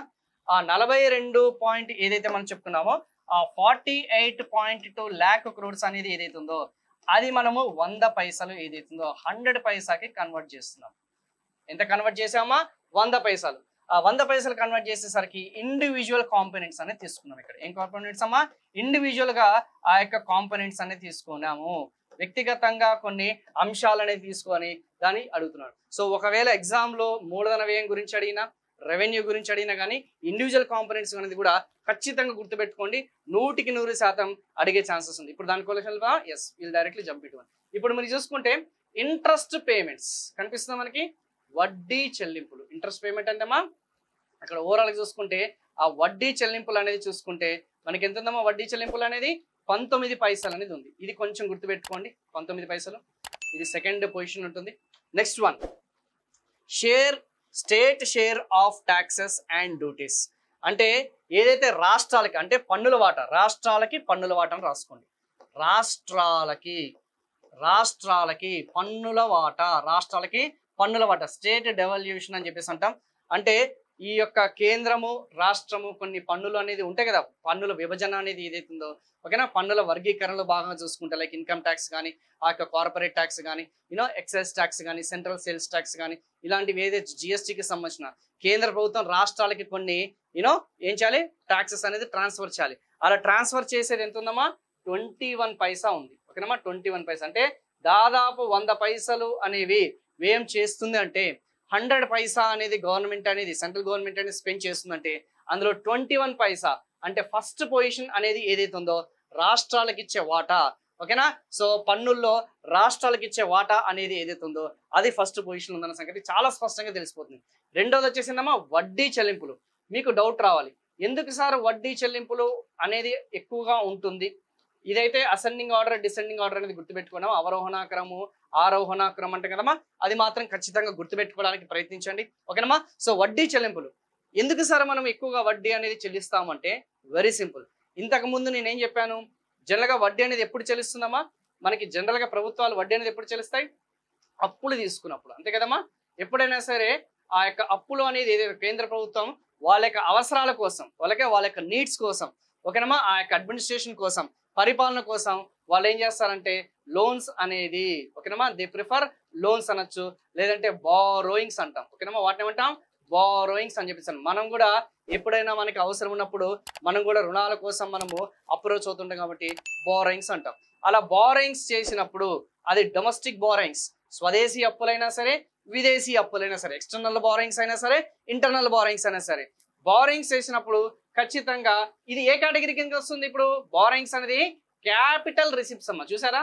బారోయింగ్స్ అనేది క్యాపిటల్ రిసిప్ట్స్ అంటే బల్క్ గా ఉంటాయి కాబట్టి, హ్యూజ్ గా ఉంటాయి కాబట్టి అవి మూలధన రాబడుల కిందికి వస్తాయి. రాబడుల కిందికి వస్తాయి, మూలధన రాబడులు అనే కేటగిరీ కిందికి వస్తాయి. మరి మూలధన రాబడులు అనేది వచ్చాయి, మనకి ఇన్కమ్ ఫ్లో అనేది ఏంది? ప్రభుత్వాలు వాళ్ళ అవసరాలను తీసుకున్నారు. మరి ఎవ్రీ సంవత్సరం ప్రతి 6 నెలలకు ఒకసారి మరి వడ్డీ అనేది చెల్లించాలా లేదా? ఇంట్రెస్ట్ అనేది పేమెంట్ చేయాలా లేదా? ఎస్, ఇంట్రెస్ట్ అనేది పేమెంట్ అనేది చేయాలి, వడ్డీ అనేది చెల్లించాలి. అలా ఎంత భారీగా మనం రుణాలు అనేది తీసుకుంటే, ఎంత అధికంగా మనం అనేది రుణాలు అనేది తీసుకుంటే మనము అంత ఎక్కువగా మనము వడ్డీ అనేది చెల్లించాలన్న సంగతి గుర్తుపెట్టుకోండి. ఈ క్యాపిటల్ రిసిప్ట్స్ లో ఎంత హైగా ఉంటే, if the capital receipts are high, obviously interest rates అనేది కూడా హైగా ఉంటాయి. మరి ప్రభుత్వ ఆస్తులు అమ్ముకోవచ్చు కదా సార్, ఎందుకు అనవసరంగా రుణాలు తెచ్చుకోవడం అంటే? ప్రభుత్వ ఆస్తులు అమ్ముకోవడానికి ఈ యొక్క ప్రజలు కానీ లేకపోతే అపోజిషన్ పార్టీస్ కానీ అంతగా ఇంట్రెస్ట్ అనేది చూపించవు. అదంతే ఎందుకు, మొన్న వైజాగ్ స్టీల్ ప్లాంట్కి సంబంధించిన ఆస్తులు అమ్మాలన్నా కానీ లేకపోతే ఎల్ఐసిలో వాటా ఉపసంహరించుకోవాలన్నా కానీ సో అపోజిషన్ పార్టీస్ అంత ఈజీగా వదులుకో. వాళ్ళు ఏమంటారు, లేదు మీరు అనవసరంగా ప్రభుత్వానికి సంబంధించిన ఆస్తులు అమ్ముతున్నారు, సో మేము ఒప్పుకోమని చెప్పేసి కొన్ని వాళ్ళకున్న పొలిటికల్ ఏదైతే ఉన్నా వాటికి ఉన్న కన్స్టెంట్స్ వల్ల వాళ్ళ ఎక్స్టర్నల్ సోర్సెస్ మీదనే ఈ యొక్క ప్రభుత్వాలు అనేది ఏర్పడతాయి. ఎందుకు? అప్పులు చేస్తే అప్పులు తీర్చవచ్చు కాబట్టి, అంతే కదమ్మా. సో ఆస్తులు అమ్మి మళ్ళీ కొత్తగా అప్పులు చేయాల్సిన అవసరం లేదు కదా మనకి. సో ఆల్రెడీ డిస్ఇన్వెస్ట్మెంట్ అనేది స్లోగా ఉందమ్మా. ఓకేనమ్మా, ఆ యొక్క పెట్టుబడుల ఉపసంహరణ అనేది మన దగ్గర స్లోగా ఉంది. ఓకేనా? ఆస్తుల అమ్మకం అనేది స్లోగా ఉంది. ఆస్తుల అమ్మకం ద్వారా కూడా చూసుకుంటే మనకి వడ్డీలు చెల్లించాల్సిన అవసరం లేదు. కానీ ఎప్పుడైనా గుర్తుపెట్టుకోండమ్మా, ఆశ అనేది ఉంటుంది మనిషికి. ఈ రోజు మనం అందరం కూడా ఒక నెల జీతం ఒక 40,000 50,000 సంపాదిస్తున్నాం. సంపాదించిన తర్వాత నువ్వు 50 లక్షలు పెట్టి ఇల్లు కొనాలనుకుంటున్నావు. ఎందుకు? ఇల్లు అప్పు చేయాల్సిన అవసరం ఏముంది? మీ ఇంట్లో పొలం అమ్ముకోవచ్చు కదా, లేకపోతే నీ పాతిళ్ళు అమ్ముకోవచ్చు కదా, నీ బంగారం అమ్ముకోవచ్చు కదా. మరి నువ్వు ఎందుకు అమ్ముకోవట్లేదు? ఎందుకంటే హోప్, ఫ్యూచర్లో భవిష్యత్తులో ఈ రోజు నా ఆదాయం 40,000, ఫ్యూచర్లో నా ఆదాయం అనేది 50,000 అవుతుంది, 60,000 అవుతుంది, 70,000 అవుతుంది. సో ఈ రోజు నేను ఒక ఆస్తి అనేది నేను తీసుకుంటే, అప్పు చేసి నేను బ్యాంకు దగ్గర నుంచి ఒక 50 లక్షలు అప్పు తీసి నేను ఆస్తి అనేది సృష్టిస్తే దాని మీద నాకు రెంట్లు అనేది వస్తాయి, ఆదాయం అనేది వస్తుంది. సో నేను రీపే చేసుకోగలుగుతా అని ఒక నమ్మకంతో, ఒక ట్రస్ట్తో నువ్వు రుణం తీసుకుంటావు. సేమ్ ప్రభుత్వం కూడా అదే ఆలోచిస్తుంది. సో ప్రభుత్వం కూడా మనము ఒక ఇల్లు కొనడానికి 50 లక్షలు 60 లక్షలు 30 లక్షలు అప్పులు చేస్తున్నామంటే అలా ప్రభుత్వం అనేది 143 కోట్ల మంది జనాభాకి ఎన్ని అప్పులు చేయాలి, ఎంత ఆస్తులు సృష్టించాలనుకుంటుంది, ఎన్ని అప్పులు చేయాలనుకుంటుంది. కానీ ఎంత అప్పులు చేసినా కానీ వడ్డీ అయితే చెల్లించాలి కదా. ఎస్, వడ్డీ అనేది చెల్లించాలి. అందుకే ఆ వడ్డీ అనేది మనకి అధికంగా ఉందన్న సంగతి గుర్తుపెట్టుకోండి. సో ఏదైనా సరే పాజిటివ్ దృక్పథంతో చూసుకుంటే కొంచెం బెటర్గానే ఉంటుందమ్మా. ఈ ఆస్తులకి సంబంధించిన కానీ అసెట్స్ అనేది జనరలైజ్డ్ వీడియోస్లో ఉంటుంది, కానీ బడ్జెట్లో మనకు అవసరం లేదు. కానీ ఫస్ట్ టైం వ్యూవర్స్ అనేది కొంచెం ఇంట్రెస్టింగ్ ఉండాలి కాబట్టి మీకు కూడా అర్థం అవ్వాలి కదా, ఎందుకు సార్ అసలు అంత వడ్డీ అనేది చెల్లించేస్తున్నారు అంటే ఆబ్వియస్లీ మన ఇన్ఫ్రాస్ట్రక్చర్ ప్రాజెక్ట్స్ అనేది క్యాపిటల్ ఎక్స్పెండిచర్ కోసం మనము 15 లక్షల కోట్లు అనేది ఖర్చు పెడుతున్నాం. మరి 15 లక్షల కోట్లు ఖర్చు పెట్టినప్పుడు మరి వడ్డీ అనేది వాళ్ళు ఏమి ఊరికనే ప్రభుత్వానికి ఆదాయాలు రావు కదా. ఓకేనా? ప్రభుత్వానికి సంబంధించిన ఆదాయాలు రావు కదా. రెవెన్యూ రిసిప్ట్స్ ఏమో మన దగ్గర తక్కువ. చూసారు కదా, రెవెన్యూ రిసిప్ట్స్ అనేది అంటే ప్రభుత్వానికి సంబంధించిన రాబడులు ఎంత? 31.7 లక్షల కోట్లు. ఓకేనమ్మా? అదే ప్రభుత్వానికి సంబంధించిన వ్యయాలు అనేది చూసుకుంటే ఓకేనా. సో ప్రభుత్వానికి సంబంధించిన వ్యయాలను చూసుకుంటే రెవెన్యూ ఎక్స్పెండిచర్స్ ఎంత ఉంది, 37 లక్షల కోట్లు ఉంది. మరి 6 లక్షల కోట్లు ఎక్కడి నుంచి వస్తుంది మనకి? ఆ డెఫిసిట్ అనేది ఎలా ఫుల్ఫిల్ చేస్తాం? అప్పులు చేయాలి ఇంకా. At the same time capital receipts, ఓకేనా. క్యాపిటల్ రిసిప్ట్స్ వచ్చేసి ఇందులో చూసారు కదా. సో క్యాపిటల్ ఎక్స్పెండిచర్ వచ్చేసి 11.1 లక్షల కోట్లు, క్యాపిటల్ రిసిప్ట్స్ వచ్చేసి 17 లక్షల కోట్లు. మరి 6 లక్షలు అనేది మీకు ఇక్కడ కనిపిస్తుంది కదా, అప్పులు అనమాట. ఇవన్నీ కూడా చూసుకుంటే మనకి అప్పుల ద్వారా మనము కంపన్సేట్ చేస్తున్నాం అన్న సంగతి గుర్తుపెట్టుకోండి, క్లియర్ గా తెలిసిపోతుంది మనకి, ఓకేనా. బట్ అదంతా డీటెయిల్స్ అనేది మనకు అవసరం లేదమ్మా. ఆ క్యాపిటల్ రిసిప్ట్స్ అనేది టోటల్ అనమాట. ఇది అప్పులు ఉన్నాయి ప్లస్ డిస్ఇన్వెస్ట్మెంట్స్ ఉన్నాయి. క్యాపిటల్ ఎక్స్పెండిచర్ వచ్చేసి కేవలం మనకి 11.1 lakh crores. ఇవన్నీ వదిలేసేయండి, 6 లక్షలు ఇవన్నీ కూడా మనకి అంత డీటెయిల్ గా వెళ్ళాల్సిన అవసరం లేదు. చెప్తున్నాను అర్థం చేసుకుంటారన్న ఉద్దేశంతో ఈ ఫిగర్స్ అనేది చూడగానే మీకు అర్థమైపోవాలమ్మా. బట్ మాక్సిమం మీరు దీని మీదనే మీరు ఎక్కువ కాన్సన్ట్రేట్ చేయడానికి ప్రయత్నించండి, ఓకేనా. సో నెక్స్ట్ మీకు చూసుకుంటే మీకే ఆటోమేటిక్ అర్థమైపోతుంది. సో మూడోది ఏంది, ఓకేనా. సో సెంట్రల్ సెక్టార్ స్కీమ్, ఓకేనమ్మా. ఏదైతే కేంద్ర ప్రభుత్వానికి సంబంధించిన పథకాలు అనేది ఏదైతుందో అది 16 పైసలు. ఓకే, కేంద్ర పథకాలు అనేది ఏదైతుందో ఆర్ కేంద్ర రంగం అనేది కేంద్ర ప్రభుత్వానికి సంబంధించిన ఆ యొక్క పథకాలు అంటామా. సెంట్రల్ కి సంబంధించిన sector scheme. Central sector scheme అంటే ఏందమ్మా, సింపుల్ చెప్పాలంటే ప్రభుత్వమే, అంటే 100% 100% వాళ్ళే కొన్ని పథకాలు అనేది ప్రవేశపెట్టడం జరుగుతుంది. సో దానికి అయ్యే వ్యయం వచ్చేసి ఎంత ఉంది, 16 పైసలు ఉందన్న సంగతి గుర్తుపెట్టుకోండి. 16 పైసా ఉందన్న సంగతి గుర్తుపెట్టుకోండి. మళ్ళీ రిపీట్ చేస్తున్నాను. అత్యధికంగా రాష్ట్రాలకు పోతుంది, రెండోది వచ్చేసి వడ్డీ చెల్లింపులు పోతుంది, మూడోది వచ్చేసి కేంద్ర లబ్ధి పథకాలు అనేది ఏదైతున్నాం. సింపుల్ చెప్పాలంటే మన తెలుగులో అచ్చ తెలుగు భాషలో కేంద్ర లబ్ధి పథకాలు అని చెప్పేసి అంటాం. కేంద్ర రంగ పథకాలు ఆర్ కేంద్ర లబ్ధి పథకాలు అనేది ఏదైతుందో, ఓకేనమ్మా, పథకాలు. ఇక్కడ రాష్ట్రాలకు ఎటువంటి వాటా అనేది ఉండదు. ఓకే, కేంద్ర ప్రయోజిత పథకాలు కాదు, అంటే 60:40 90:10 కాదు. ఇక్కడ 100కి 100% కేవలం కేంద్ర ప్రభుత్వం భరిస్తుందన్న సంగతి గుర్తుపెట్టుకోండి. Like for example PM Kisan పథకం, ప్రధానమంత్రి కిసాన్ సమ్మాన్ అనేది ఉంది. అది 100కి 100% 6,000 రూపాయలు ఇస్తున్నారు. మిడ్ డే మీల్స్ స్కీమ్ ఉంది, 100కి 100% అదే కదా, కేంద్ర ప్రభుత్వమే భరిస్తుంది కదా. ఇలాంటి ఏదైతే పథకాలన్నీ కూడా ఇగో వాటి కోసం మనకి అయ్యే వ్యయం వచ్చేసి even food subsidies, fertilizer subsidies, ఓకేనమ్మా, ఇవన్నీ కూడా మనకి ఈ కేటగిరీ, విద్యుత్ సబ్సిడీస్ అవన్నీ కూడా ఈ కేటగిరీకి వస్తాయన్న సంగతి గుర్తుపెట్టుకోండి. సో అలా మీకు కొంచెం టాప్ 3 అనేది ఏదైతుందో ఆ టాప్ 3 అనే దాని మీద మీరు కొంచెం ఫోకస్ చేయడమా. ఇది కాకుండా ఇంకొక మోస్ట్ ఇంపార్టెంట్ ముఖ్యమైన అంశం ఏంటొచ్చేసి 8 పైసా. ఈ 8 పైసా అనేది దేనికి సంబంధించింది అంటే centrally sponsor scheme. Central sponsor scheme very very very very important. కేంద్ర ప్రయోజిత పథకాలు. సెంట్రల్ స్పాన్సర్ స్కీమ్ అంటే ఏందమ్మా, కేంద్ర ప్రయోజిత పథకాలు.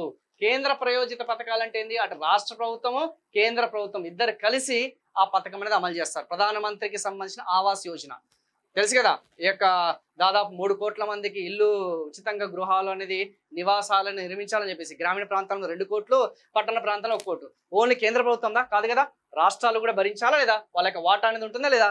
60:40 అని మీరు కొన్ని పథకాలు చదువుతుంటారు కదా, 60:40, 90:10, ఓకేనా. ఇలాంటి ఏదైతే పథకాలన్నీ కూడా కేంద్ర ప్రయోజిత పథకాలకి 8 పైసా అనేది ఖర్చు చేస్తుంది. అంటే దాదాపు చూసుకుంటే సగం. కేంద్రం వచ్చేసి 16 పైసలు, రాష్ట్రాలతో కలిసి పథకాలు అమలు అనేది 8 పైసలు. అంటే ఈ 2 కలిపితే దాదాపు ఈ 2 మిక్స్ చేస్తే 24 పైసా. అంటే దాదాపు 1/4 అనేది ఏదైతుందో పథకాలకే మంజూరు చేయబడ్డాయి. 1/4 మేబీ ఇలా కూడా ఇంటర్ప్రిట్ చేసే అవకాశం ఉందా లేదా. మేబీ ఎవరైనా సరే ఇక్కడ గ్రూప్ 1 మెయిన్స్ ఎవరైతే రాస్తున్నారో ఇవన్నీ నేను చెప్పిన పాయింట్స్ అన్ని కూడా ఖచ్చితంగా ఏదో ఒక దగ్గర మీకు ఆన్సర్ రైటింగ్ సెషన్లో కానీ ఎస్ఆర్ రైటింగ్లో కానీ 100కి 100% ఉపయోగపడతాయి. సో మేబీ వీటి మీద క్రిటిసైజ్ చేయండి, అనాలిసిస్ చేయండి, ఓకేనా. వాటి మీద గురించి కేంద్ర ప్రభుత్వ పథకాలు అనేది ఈ మధ్య కాలంలో బడ్జెట్ అలొకేషన్స్ పెరుగుతూ వస్తున్నాయి. సో ఇలాంటి విషయంలో అబ్జర్వేషన్ అంటే ఇంత శాతం ఉంది, ఇంత శాతం అనేది చేస్తున్నారనే దాని మీద మీరు ఫోకస్ చేయడానికి ప్రయత్నించండి అమ్మా, ఓకేనమ్మా. సో ఇవన్నీ కూడా ఇది అవసరం లేదు, ఇప్పటివరకు నేను చెప్పినవన్నీ కూడా అందులో ఉన్నాయి. That's not an issue. So overall గా మీకు ఈ ఎక్స్పెండిచర్ అనేది ఏదైతుందో, ఎఫెక్టివ్ ఎక్స్పెండిచర్ అనేది ఏదైతుందో దీని గురించి పూర్తి స్థాయిలో మీకు ఇవ్వడం జరిగింది, ఓకేనా. సో మొత్తంగా చూసుకుంటే మొత్తం బదిలీలు రాష్ట్రాలకి సంబంధించిన total transfer to states and UTs. Total transfers అంటే ఏంది, ఈ 15th ఫైనాన్స్ కమిషన్ కి సంబంధించిన కానీ, ఈ యొక్క సెంట్రల్ స్పాన్సర్ స్కీమ్ కి సంబంధించిన కానీ, లేకపోతే ఈ ట్యాక్స్ డెవల్యూషన్ కి సంబంధించిన కానీ, ఇవన్నీ కూడా చూసుకుంటే దాదాపు ఓవరాల్ గా 24 లక్షల కోట్లు అనేది కేంద్రం నుంచి రాష్ట్రాలకి బదిలీ అవుతుంది. ఏందమ్మా, total transfer to states and UTs. అటు మూలధన వ్యయానికి సంబంధించిన సరే ఓవరాల్ గా చూసుకుంటే దాదాపు 48 లక్షల కోట్లలో చూసుకుంటే 24 లక్షల కోట్లు అనేది కేంద్రానికి బదిలీ అవుతుంది. దాదాపు 50% వచ్చేసి రాష్ట్రాలకి డైరెక్ట్ గా కానీ ఇండైరెక్ట్ గా కానీ మనకి షేర్ అనేది ఉందన్న సంగతి క్లియర్ గా స్పష్టంగా తెలిసిపోతుంది. ఇంకో 24 దాదాపు 23.49 lakh crores బడ్జెట్ 24-25లో. ఓకేనా? సో గత కొన్నేళ్ళుగా చూసుకుంటే అది పెరుగుతూ వస్తుంది, రెట్టింపు అయిందన్న సంగతి కూడా గుర్తుపెట్టుకోండి. రాష్ట్రాలకు ఇచ్చే వాటా అనేది ఏమైందమ్మా, రాష్ట్రాలకు ఇచ్చే షేర్ అనేది కూడా ఏమైంది. ఒకప్పుడు దాదాపు మనకి 12 లక్షల కోట్లు ఉండేది 2019లో. ఈ యొక్క 5 సంవత్సరాలు గడిచిన 5 సంవత్సరాలు 24 లక్షల కోట్లు అనేది అన్ని ట్రాన్స్ఫర్స్ అమ్మా, ఇంక్లూడింగ్ ఎవ్రీథింగ్ మొత్తం. ఓకేనా? ఇంక్లూడ్ డైరెక్ట్ గా కానీ ఇండైరెక్ట్ గానీ మొత్తంగా చూసుకుంటే రెట్టింపు అమ్మా. ఎక్స్పెండిచర్స్ అనేది ఇలా చదవాలి, పైన చదువుకుంటూ. ఓకేనమ్మా? పైన బడ్జెట్ చదివితే మనకి ఎగ్జామినేషన్ ఇప్పుడున్న క్వశ్చన్ పేపర్ టెన్స్కి తగ్గట్టుగా అయితే మీరు చదవలేరు, ఆన్సర్ రాయలేరు. సో ఇప్పుడు వరకు మనం ఎక్స్పెండిచర్స్ గురించి చెప్పుకున్నాం, because it is an important. Budget అంటేనే ఎక్స్పెన్సెస్ కాబట్టి ఆ 48.2 కోట్లే. ఇప్పుడు ఏం చేద్దాము, రిసీప్ట్స్ మీద మనం ఫోకస్ చేద్దాం. దీని మీద ఫోకస్ చేద్దాం, రాబడులు అనే దాని మీద మనం ఫోకస్ చేద్దాం. సో రాబడులు అంటే ఏమొస్తుంది మనకి, రెవెన్యూకి సంబంధించిన రాబడులే కదా.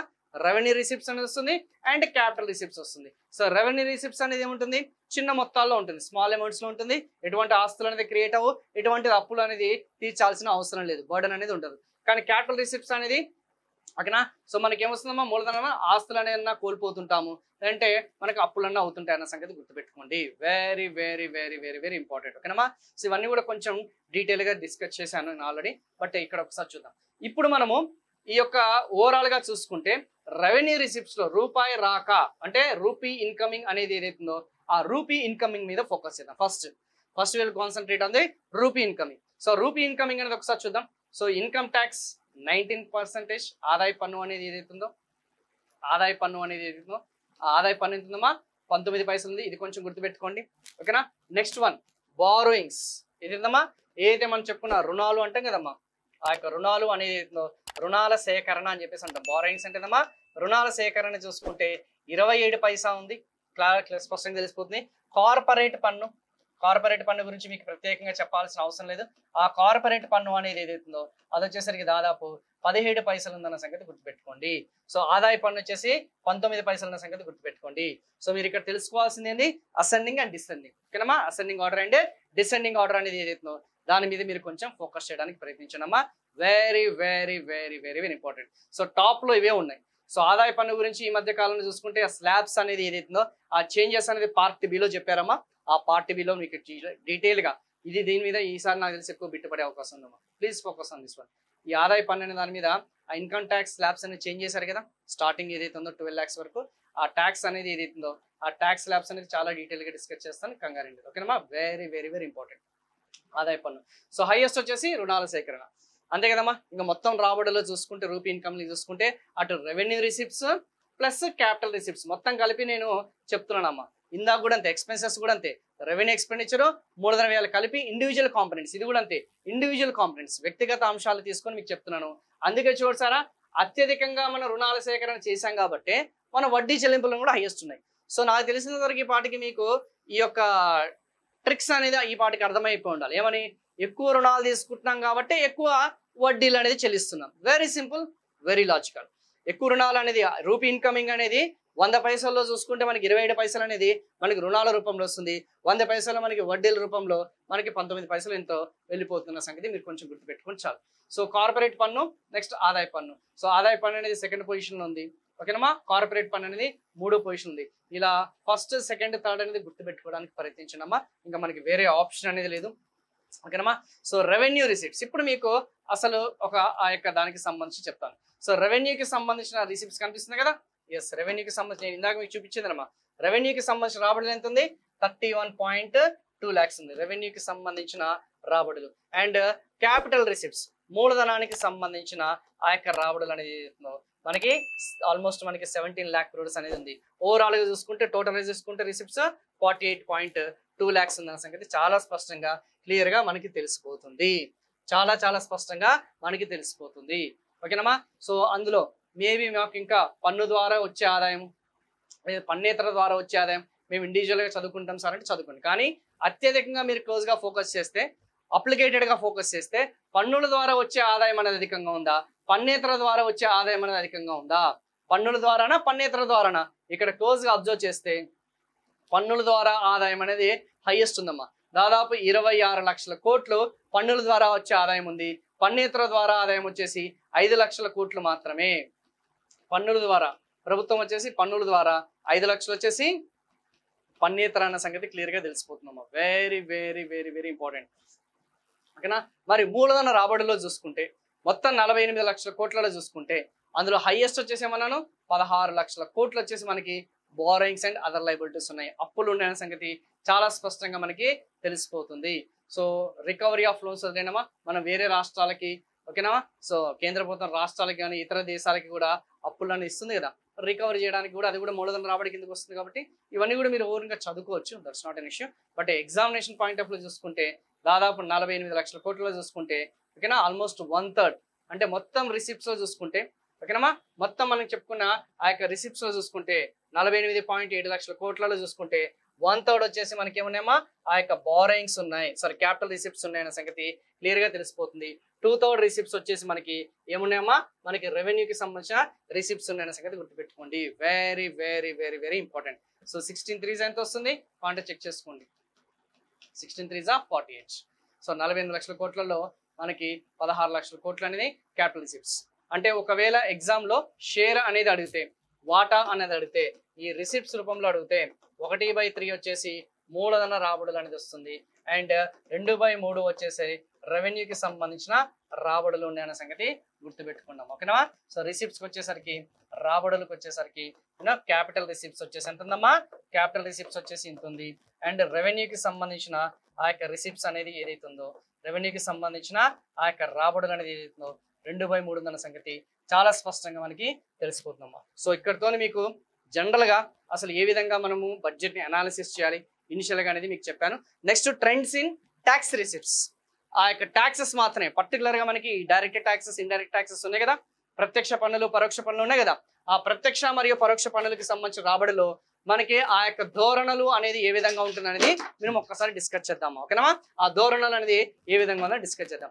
మొత్తం టోటల్ జీడిపి చూసుకుంటే, పర్సంటేజ్ ఆఫ్ జీడిపి అనేది చూసుకుంటే ఆల్మోస్ట్ మనది $3.5 ట్రిలియన్ కదా. దాదాపు మన యొక్క జీడిపి అనేది ఎంతమా $3.5 ట్రిలియన్ చూసుకుంటే మనకి 2024 ఈసారి అంచనా అనమాట. ఓకేనా. ఈసారి అంచనా వచ్చేసరికి మనకి మొత్తం దాదాపు మనకి 11.8% అనేది ఉంది. కానీ మీరు యావరేజ్ గా గుర్తుపెట్టుకోవడం కోసం 12%, అంటే మొత్తం మన భారతదేశ జీడిపిలో చూసుకుంటే, మొత్తం భారతదేశ జీడిపిలో చూసుకుంటే ఆ యొక్క పన్నుల వాటా, ఓకేనా, పన్నుల యొక్క వాటా అనేది జీడిపితోనే మనం కంపారిజన్ చేస్తాం, గుర్తుందా లేదా. పన్నుల యొక్క వాటా అనేది అక్కడ జీడిపితో మనం కంపారిజన్ చేస్తే 11.8% అనేది ఉంది. కన్సిస్టెంట్ గా మనకి గత కొన్నేళ్ళుగా పెరుగుతూ వస్తుందన్న సంగతి గుర్తుపెట్టుకోండి. బట్ స్లైట్ గా మాత్రమే పెరిగిందన్న సంగతి గుర్తుపెట్టుకోండి. కానీ డ్యూ టు కోవిడ్, ఆ కోవిడ్ ఒకప్పుడు మనకి 11% ఉండేది, ఈ వి షేప్ అనేది ఏదైతే ఉందో యూ షేప్ అనేది క్లియర్ గా కనిపిస్తుంది కదా. సో మళ్ళీ 10% తగ్గింది, 10% నుంచి 11.5, 11.3, 11.1, 11.6, 11.7, 11.8 మెల్లమెల్లగా పెరుగుతూ వస్తుంది. కానీ అభిలషణీయమైన, ఓకేనా, సో అభిలషణీయమైన తెలుసు కదా. So optimal tax to GDP ratio central government ఇది ఎంత ఉండాలో తెలుసమ్మా, 15% ఉండాలి, 15% అనేది ఉండాలి. మనం ఎంత ఉన్నాం 11.8% ఉన్నాం. అదే కేంద్రము రాష్ట్రము కలిపితే ఎంత ఉండాలో తెలుసా, 25% ఉండాలి. అది కాస్త ఎంత ఉంది 18% ఎంత ఉంది. ఇప్పుడు ప్రజెంట్ చూసుకుంటే 17 to 18 మధ్యలో లాగ్ అవుతుంది. సో ఇందులో కేంద్రం అనేది ఇంకా 4% అనేది పెరగాలి, సో రాష్ట్రాలది కూడా పెరగాలన్న సంగతి గుర్తుపెట్టుకోండి. అయితే ఇందులో మీరు తెలుసుకోవాల్సిన అంశం ఏంటంటే మా ఏదైతే ఇప్పుడు చెప్పుకున్న ఎల్లో ఉంది కదా, ఈ ఎల్లో వాటా అనేది ప్రత్యక్ష పన్నులు. ఎల్లో అనేది ఏదైతే ఉందో ప్రత్యక్ష పన్నులు. ఆ గ్రీన్ అనేది ఏదైతే ఉందో ఇది పరోక్ష పన్నులు. గ్రీన్ అనేది ఏందమ్మా పరోక్ష పన్నులు. ఈ గ్రీన్ అనేది ఏదైతే ఉందో మనకి ఇండైరెక్ట్ ట్యాక్సెస్ అని ఉంది, అండ్ ఏదైతే మనం చెప్పుకున్న ఎల్లో అనేది ఏదైతుందో డైరెక్ట్ ట్యాక్సెస్ అని ఉంది. ప్రత్యక్ష పన్నులు పరోక్ష పన్నుల గురించి మీకు ఆల్రెడీ అవగాహన ఉందని అనుకుంటున్నాను. సో ఇక్కడ చూసుకుంటే మనకి రెండు కూడా ఇక్కడ ఒకప్పుడు మనకి 2014లో నరేంద్ర మోడీ గారు అధికారంలోకి వచ్చేసరికి ఇది 5.5% ఉన్న వాటా అనేది ఏదైతుందో అది కాస్త ఇప్పుడు ఏమైందమ్మా పెరుగుతూ 6.8% పెరిగింది. ఇది 4.4 ఉన్న వాటా అనేది ఏదైతుందో ఇది కాస్త 5% అనేది పెరిగిందన్న సంగతి గుర్తుపెట్టుకోండి. అంటే ఏది ఎక్కువగా ఇంక్రీజ్ అయింది, ప్రత్యక్ష పన్నుల వాటా అనేది పెరుగుతూ వచ్చిందా అంటే ఇంక్రిమెంట్ అంటాం కదమ్మా, ఏది ఎక్కువగా ఇంక్రిమెంట్ అయింది, ఏది ఎక్కువగా హైక్ అయింది, ఏది ఎక్కువ పెరుగుదల నమోదైంది, ప్రత్యక్ష పన్నుల పరోక్ష పన్నుల, ప్రత్యక్ష పన్నులలో మనకి పెరుగుదల అనేది అధికంగా ఉంది when compared with the indirect taxes. చూసారా అక్కడ 4.4 నుంచి 5% అంతే కదమ్మా, 4.4% నుంచి ఎంత పెరుగుదల ఉంది? కేవలం 5%. అంటే ఆ 0.6% పాయింట్స్ మాత్రమే పెరిగాయి. ఇక్కడికి వచ్చేసరికి 5.5 నుంచి 6.8% అనేది పెరిగింది. అంటే దీన్ని ఎలా ఇంటర్ప్రిట్ చేయొచ్చు ఎగ్జామినేషన్ పాయింట్ ఆఫ్ వ్యూలో? గత కొన్నేళ్లుగా, గత కొంతకాలంగా ఓకేనమ్మా ఆ యొక్క ప్రత్యక్ష పన్నుల యొక్క వాటా అనేది, దాని యొక్క షేర్ అనేది పెరుగుతూ వస్తుంది. పరోక్ష పన్నుల యొక్క వాటా అనేది తగ్గుతూ వస్తుంది. పరోక్ష పన్నుల వాటా అనేది ఏమైందమ్మా? తగ్గుతూ వస్తుంది. మరి ఓవరాల్ గా 12% లో చూసుకుంటే 50% కంటే ఎక్కువగా ఎవరిది వాటా ఉందమ్మా? 55% వాటా వచ్చేసి మనకి, అంటే 100 రూపాయలుగా చూసుకుంటే 55% వాటా వచ్చేసి మనకి ప్రత్యక్ష పన్నులు ఉంది, 45% వాటా వచ్చేసి మనకి పరోక్ష పన్నులు ఉన్నాయన్న సంగతి చాలా స్పష్టంగా మనకి తెలిసిపోతుంది. ఇంటర్ప్రిటేషన్ అనేది మనకి ముఖ్యము. మనకి ఇక్కడ కావాల్సింది ఆ బడ్జెట్ ఫిగర్స్ 12% 5 కాదు. ఇప్పుడు చూసారు కదా మొత్తం ఈ యొక్క డయాగ్రామ్ లో చూసుకుంటే, టేబుల్లో చూసుకుంటే ఎన్ని బిట్స్ వచ్చే అవకాశాలు ఉన్నాయి. యూపీఎస్సీ లాంటి గ్రూప్ 1 లాంటి ఎగ్జామినేషన్స్ ఇవేనమ్మా. వాడు ఏంటంటే డాటాని వీడు ఎంత క్లుప్తంగా విశ్లేషణ చేస్తున్నాడు, అనాలిసిస్ చేస్తున్నాడు అనే దాని మీదనే ఫోకస్ చేస్తారు, కానీ పై పని చేసుకుంటే చాలా కష్టం. సో మనకి ఇంట్రొడక్షన్ ఇంత ఉంది అంటే once think about these 9 components. ఓకేనమ్మా ఆ అమృత్ కాలానికి సంబంధించిన, వికసిత భారత్కి సంబంధించిన ఆ 9 కాంపోనెంట్స్ అనేది ఎంత డెప్త్ గా ఉంటాయనే కాన్సెప్ట్స్ అనేది ఒకసారి అర్థం చేసుకోండి. ఓకేనా? ఇది మాత్రం ఖచ్చితంగా 100% గుర్తుపెట్టుకోవడానికి ప్రయత్నించండి. ఓకేనమ్మా ఇప్పుడు వచ్చేసి మనం డిస్కస్ చేసుకోబోయేది ఈ సెకండ్ సెషన్ లో ఈ యొక్క రెవెన్యూ డెఫిసిట్, రెవెన్యూ లోటు, ఆ యొక్క ఎఫెక్టివ్ రెవెన్యూ డెఫిసిట్, ఆ యొక్క నిర్దిష్ట రెవెన్యూ లోటు, మూడోది వచ్చేసి కోశ లోటు ఆర్ ఆర్థిక లోటు అంటాము, విత్త లోటు అని చెప్పేసి కూడా మనం చెప్పడం జరుగుతుంది. అండ్ ప్రాథమిక లోటు, ప్రైమరీ డెఫిసిట్ అనేది ఏదైతుందో దాని గురించి మనం డిస్కస్ చేద్దాం. ఎందుకంటే ఇప్పుడు మీరు క్లోజ్ గా అబ్జర్వ్ చేస్తే గత కొంతకాలంగా, ఓకేనమ్మా గత కొన్నేళ్లుగా ఖచ్చితంగా ఈ డెఫిసిట్స్ మీద ఆల్రెడీ ఇటు ఏపీపీఎస్సీ ఎవరైతే ప్రిపేర్ అవుతున్నారో, టీజీపీఎస్సీ ఎవరైతే ప్రిపేర్ అవుతున్నారో ఖచ్చితంగా మీ అందరికీ కూడా ఈ FRBMA act, physical responsibility budgetary management act అనేది ఏదైతే ఉందో ఆ 2003కి సంబంధించిన చట్టము, 2016కి సంబంధించిన సవరణకి సంబంధించిన అంశాలన్నీ కూడా మీకు అవగాహన ఉంటాయి. ఓకేనా? సో ఇప్పుడు మనము ఆ యొక్క చట్ట ప్రకారంగా మన యొక్క ఫిజికల్ డెఫిసిట్స్ అనేది, ఓకేనా, ఆ యొక్క ఆర్థిక లోటులు కానీ ఆ యొక్క విత్త లోటులు కానీ ఏ విధంగా ఉంటాయనేది కొంచెం, అంటే ఎవరైతే సీనియర్ ఆస్పిరెంట్స్ ఎవరైతే ఉన్నారో వాళ్ళని దృష్టిలో పెట్టుకొని, ఈ యొక్క కొత్తగా ఎవరైతే ప్రిపేర్ అవుతున్నారో వాళ్ళని దృష్టిలో పెట్టుకొని మనం వెళ్దాం. ఓకేనమ్మా? సో ఫస్ట్ మీకు కొన్ని టర్మ్స్ అనేది తెలియాలి. ఎవరైతే సీనియర్ ఆస్పిరెంట్స్ ఉన్నారో డైరెక్ట్ గా మీరు ఫార్వర్డ్ చేయండి అమ్మా. సో ఫార్వర్డ్ చేసి మీరు ఆటోమేటిక్ గా ఆ యొక్క ట్రెండ్స్ అనే దాని మీద మీరు ఫోకస్ చేయడానికి ప్రయత్నించండి. ఓకేనమ్మా? సో ఇక్కడ ఎవరైతే న్యూ ఆస్పిరెంట్స్ ఎవరుతున్నారో మీకు కొన్ని లోటుల గురించి మనం తెలుసుకోవాలి. కొన్ని లోటు అనేది ఏదైతుందో, ఆ డెఫిసిట్స్ అనేది ఏదైతుందో ఆ డెఫిసిట్స్ గురించి మనం ఖచ్చితంగా ఒక అవగాహన అయితే ఖచ్చితంగా కలిసి ఉండాలమ్మా, తెలుసుకోవాలి. ఎందుకంటే సింపుల్ గా చెప్పాలంటే మనది వచ్చేసి బడ్జెట్ పరంగా చూసుకుంటే, ఓకేనా, బడ్జెట్ పరంగా చూసుకుంటే, ఓకేనా, ఆ యొక్క వ్యయాలు ఆ యొక్క రాబడులు ఆధారంగా చూసుకుంటే మనకి 2 రకాల బడ్జెట్లు ఉన్నాయి. ఫర్ ఎగ్జాంపుల్ ఒకటి వచ్చేసి సర్ప్లస్ బడ్జెట్ అని చెప్పేసి అంటాం. సర్ప్లస్ బడ్జెట్ ని మనం ఏమంటాం? మిగులు బడ్జెట్ అని చెప్పేసి మనం చెప్పడం జరుగుతుంది. రెండోది వచ్చేసి డెఫిసిట్స్. రెండోది వచ్చేసి ఏం బడ్జెట్ అమ్మా? డెఫిసిట్ బడ్జెట్ అనేది ఏదైతే ఉందో ఆ యొక్క లోటు బడ్జెట్ అనేది మనకు ఉంటుందన్న సంగతి గుర్తుపెట్టుకోండి. దీన్ని మనం లోటు బడ్జెట్ విధానం అంటాం. ఏంటి సార్ సర్ప్లస్ బడ్జెట్, మిగులు బడ్జెట్ అంటే ఏంది? ఏం లేదు, సింపుల్ గా చెప్పాలంటే మన యొక్క రాబడులు అనేది ఎక్కువగా ఉండి మన యొక్క ఎక్స్పెన్సెస్ అనేది తక్కువగా ఉంటే, ఆ యొక్క రాబడులు ఎక్కువగా ఉండి వ్యయాలు తక్కువగా ఉంటే దాన్ని మనం మిగులు బడ్జెట్ అని చెప్పేసి అంటాము. అట్ ద సేమ్ టైం మన యొక్క రాబడులు అనేవి తక్కువగా ఉండి వ్యయాలు అనేది ఎక్కువగా ఉంటే దాన్ని మనం డెఫిసిట్ బడ్జెట్ అని చెప్పేసి అంటాం. సింపుల్ గా చెప్పాలంటే మన యొక్క నెలవారీ బడ్జెట్ అనేది కూడా మీరు వేసుకున్నా కానీ మన యొక్క శాలరీస్ అనేది చూసుకుంటే ఒకవేళ 40,000 30,000 శాలరీ అనుకుంటే నీ ఖర్చు 25,000 30,000 ఉంటే మిగులు ఉంటుంది. ఓకేనా? సర్ప్లస్ అనేది ఉంటుంది. అదే ఒకవేళ నీ యొక్క జీతం 30,000 ఉండి నీ యొక్క వ్యయం వచ్చేసి 50,000 60,000 45,000 ఉంటే ఆబ్వియస్లీ ఖచ్చితంగా మనకి డెఫిసిట్. మేబీ ఆ కాలంలో ఆ సమయంలో మనకి ఫంక్షన్స్ ఉండడము, లేకపోతే ఏదన్నా మనకి మ్యారేజ్ లాంటివి ఉండడము, లేదంటే టూర్లు లాంటివి వేయడము, అన్ప్లాన్డ్ ఎక్స్పెన్సెస్ ఉంటాయి కదమ్మా, అవన్నీ కూడా. సో మన భారతదేశం వచ్చేసి అభివృద్ధి చెందుతున్న దేశాలు అనేది ఏదైతే ఉన్నాయో, డెవలపింగ్ నేషన్స్ అనేది ఏదైతున్నాయో, ఇండియా లాంటి అభివృద్ధి చెందుతున్న దేశాలు ఎప్పుడు కూడా వాళ్ళు ఆ యొక్క లోటు బడ్జెట్ విధానాన్ని అవలంబిస్తారు. ఓకేనా? అంటే ఏమని అర్థము? ఇక్కడ రాబడులు అనేది తక్కువగా ఉంటాయి, వ్యయాలు అనేది ఎక్కువ ఉంటాయి. ఎందుకు? మనది వచ్చేసి డెవలపింగ్ నేషన్ కాబట్టి, అభివృద్ధి చెందుతున్న దేశం కాబట్టి సో అభివృద్ధి చెందుతున్న దేశాల్లో ట్యాక్స్లు అనేది ఎక్కువగా ఉంటాయి, తక్కువ ఉంటాయా? ఆబ్వియస్లీ తక్కువగా ఉంటాయి. ఓకేనా, రాబడులు అనేది తక్కువనే ఉంటాయి. కానీ మనం అభివృద్ధి చెందాలంటే ప్రభుత్వం వచ్చేసి ఎక్కువ ఖర్చు చేయాల్సి వస్తుంది, ఎక్కువ వ్యయం చేయాల్సి వస్తుంది. అలా వ్యయం చేయడం వల్ల భవిష్యత్తులో మనకి అభివృద్ధి చెందుతాము. అదే ఆ క్యాపిటల్ ఎక్స్పెండిచర్స్ అన్నాం కదమ్మా.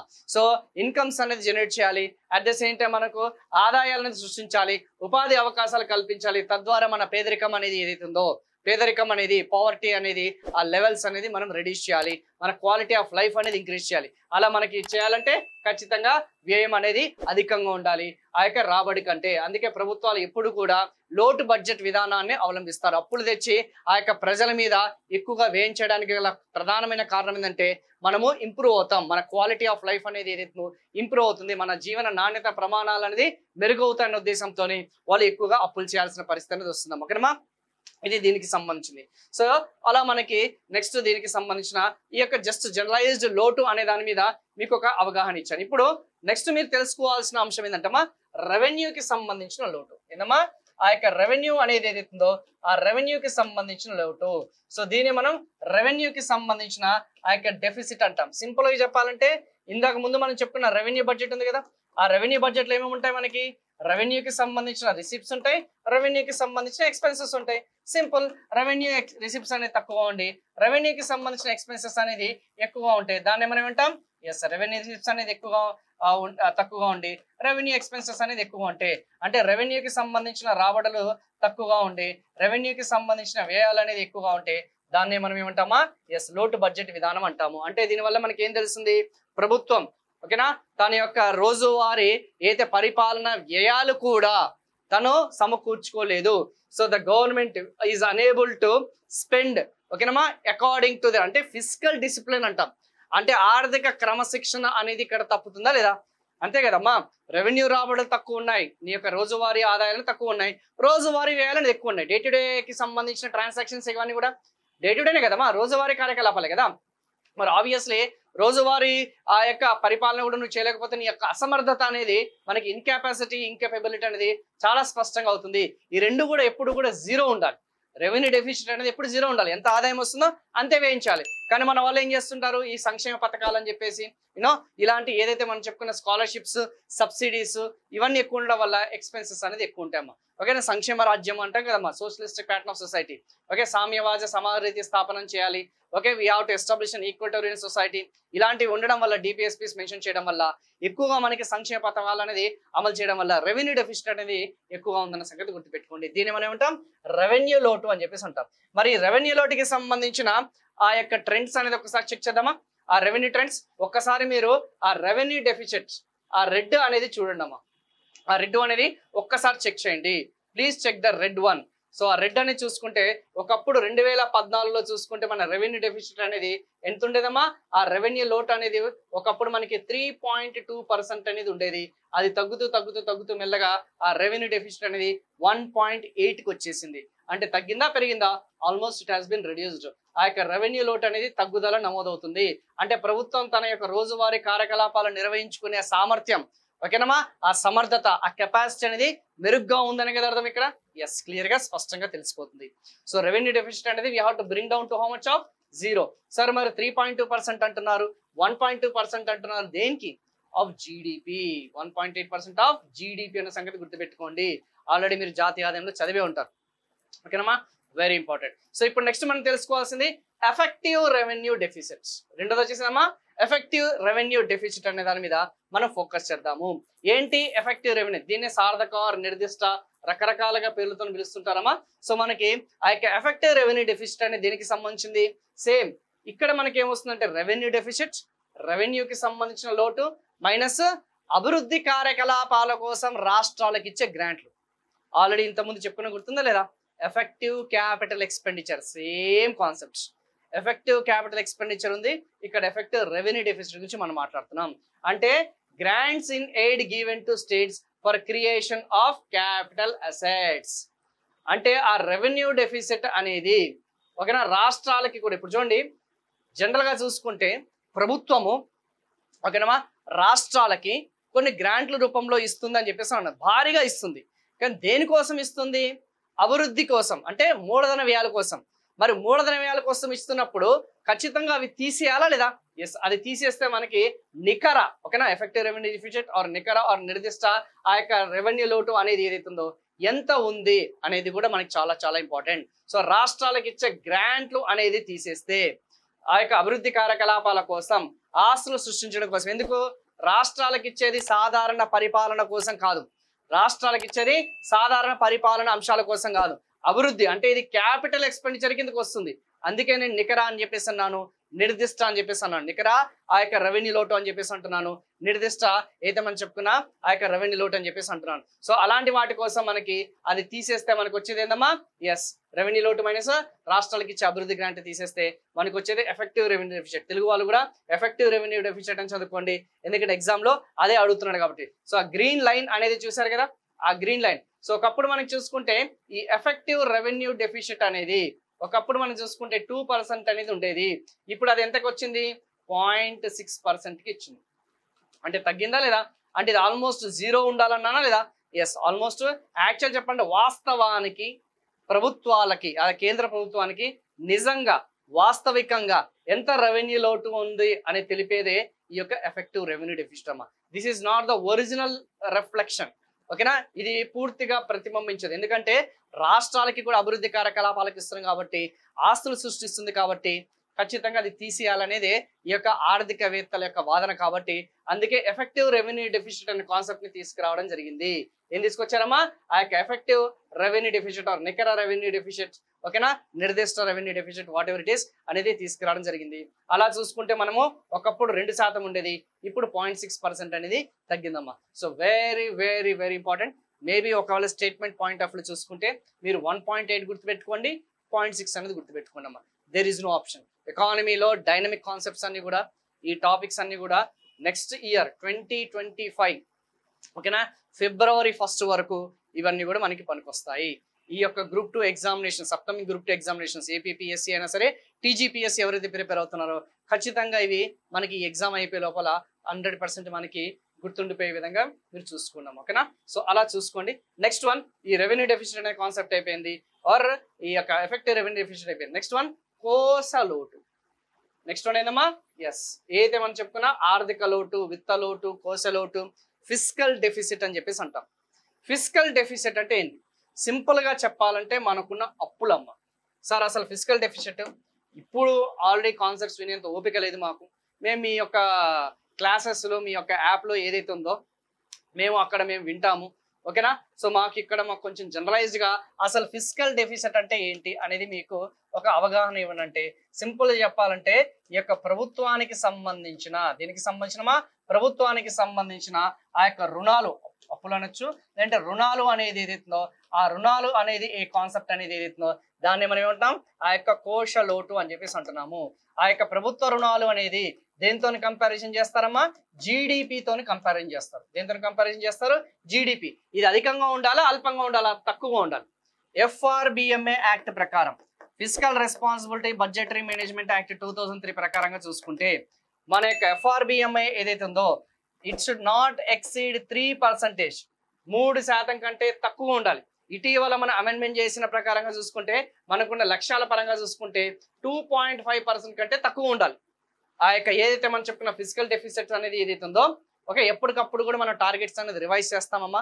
ఎందుకంటే మనకి ఈ GST లాంటివి ఇంట్రడ్యూస్ చేయడం వల్ల, లేకపోతే డిమానిటైజేషన్ లాంటివి ఇంట్రడ్యూస్ చేయడం వల్ల, ఈ కోవిడ్ లాంటి ఏదైతే మనం చెప్పుకున్న ఆ యొక్క పాండమిక్ లాంటి వల్ల మనకి ఫిజికల్ అప్పులు అనేది, రుణాలు అనేది పెరుగుతూ వచ్చాయి.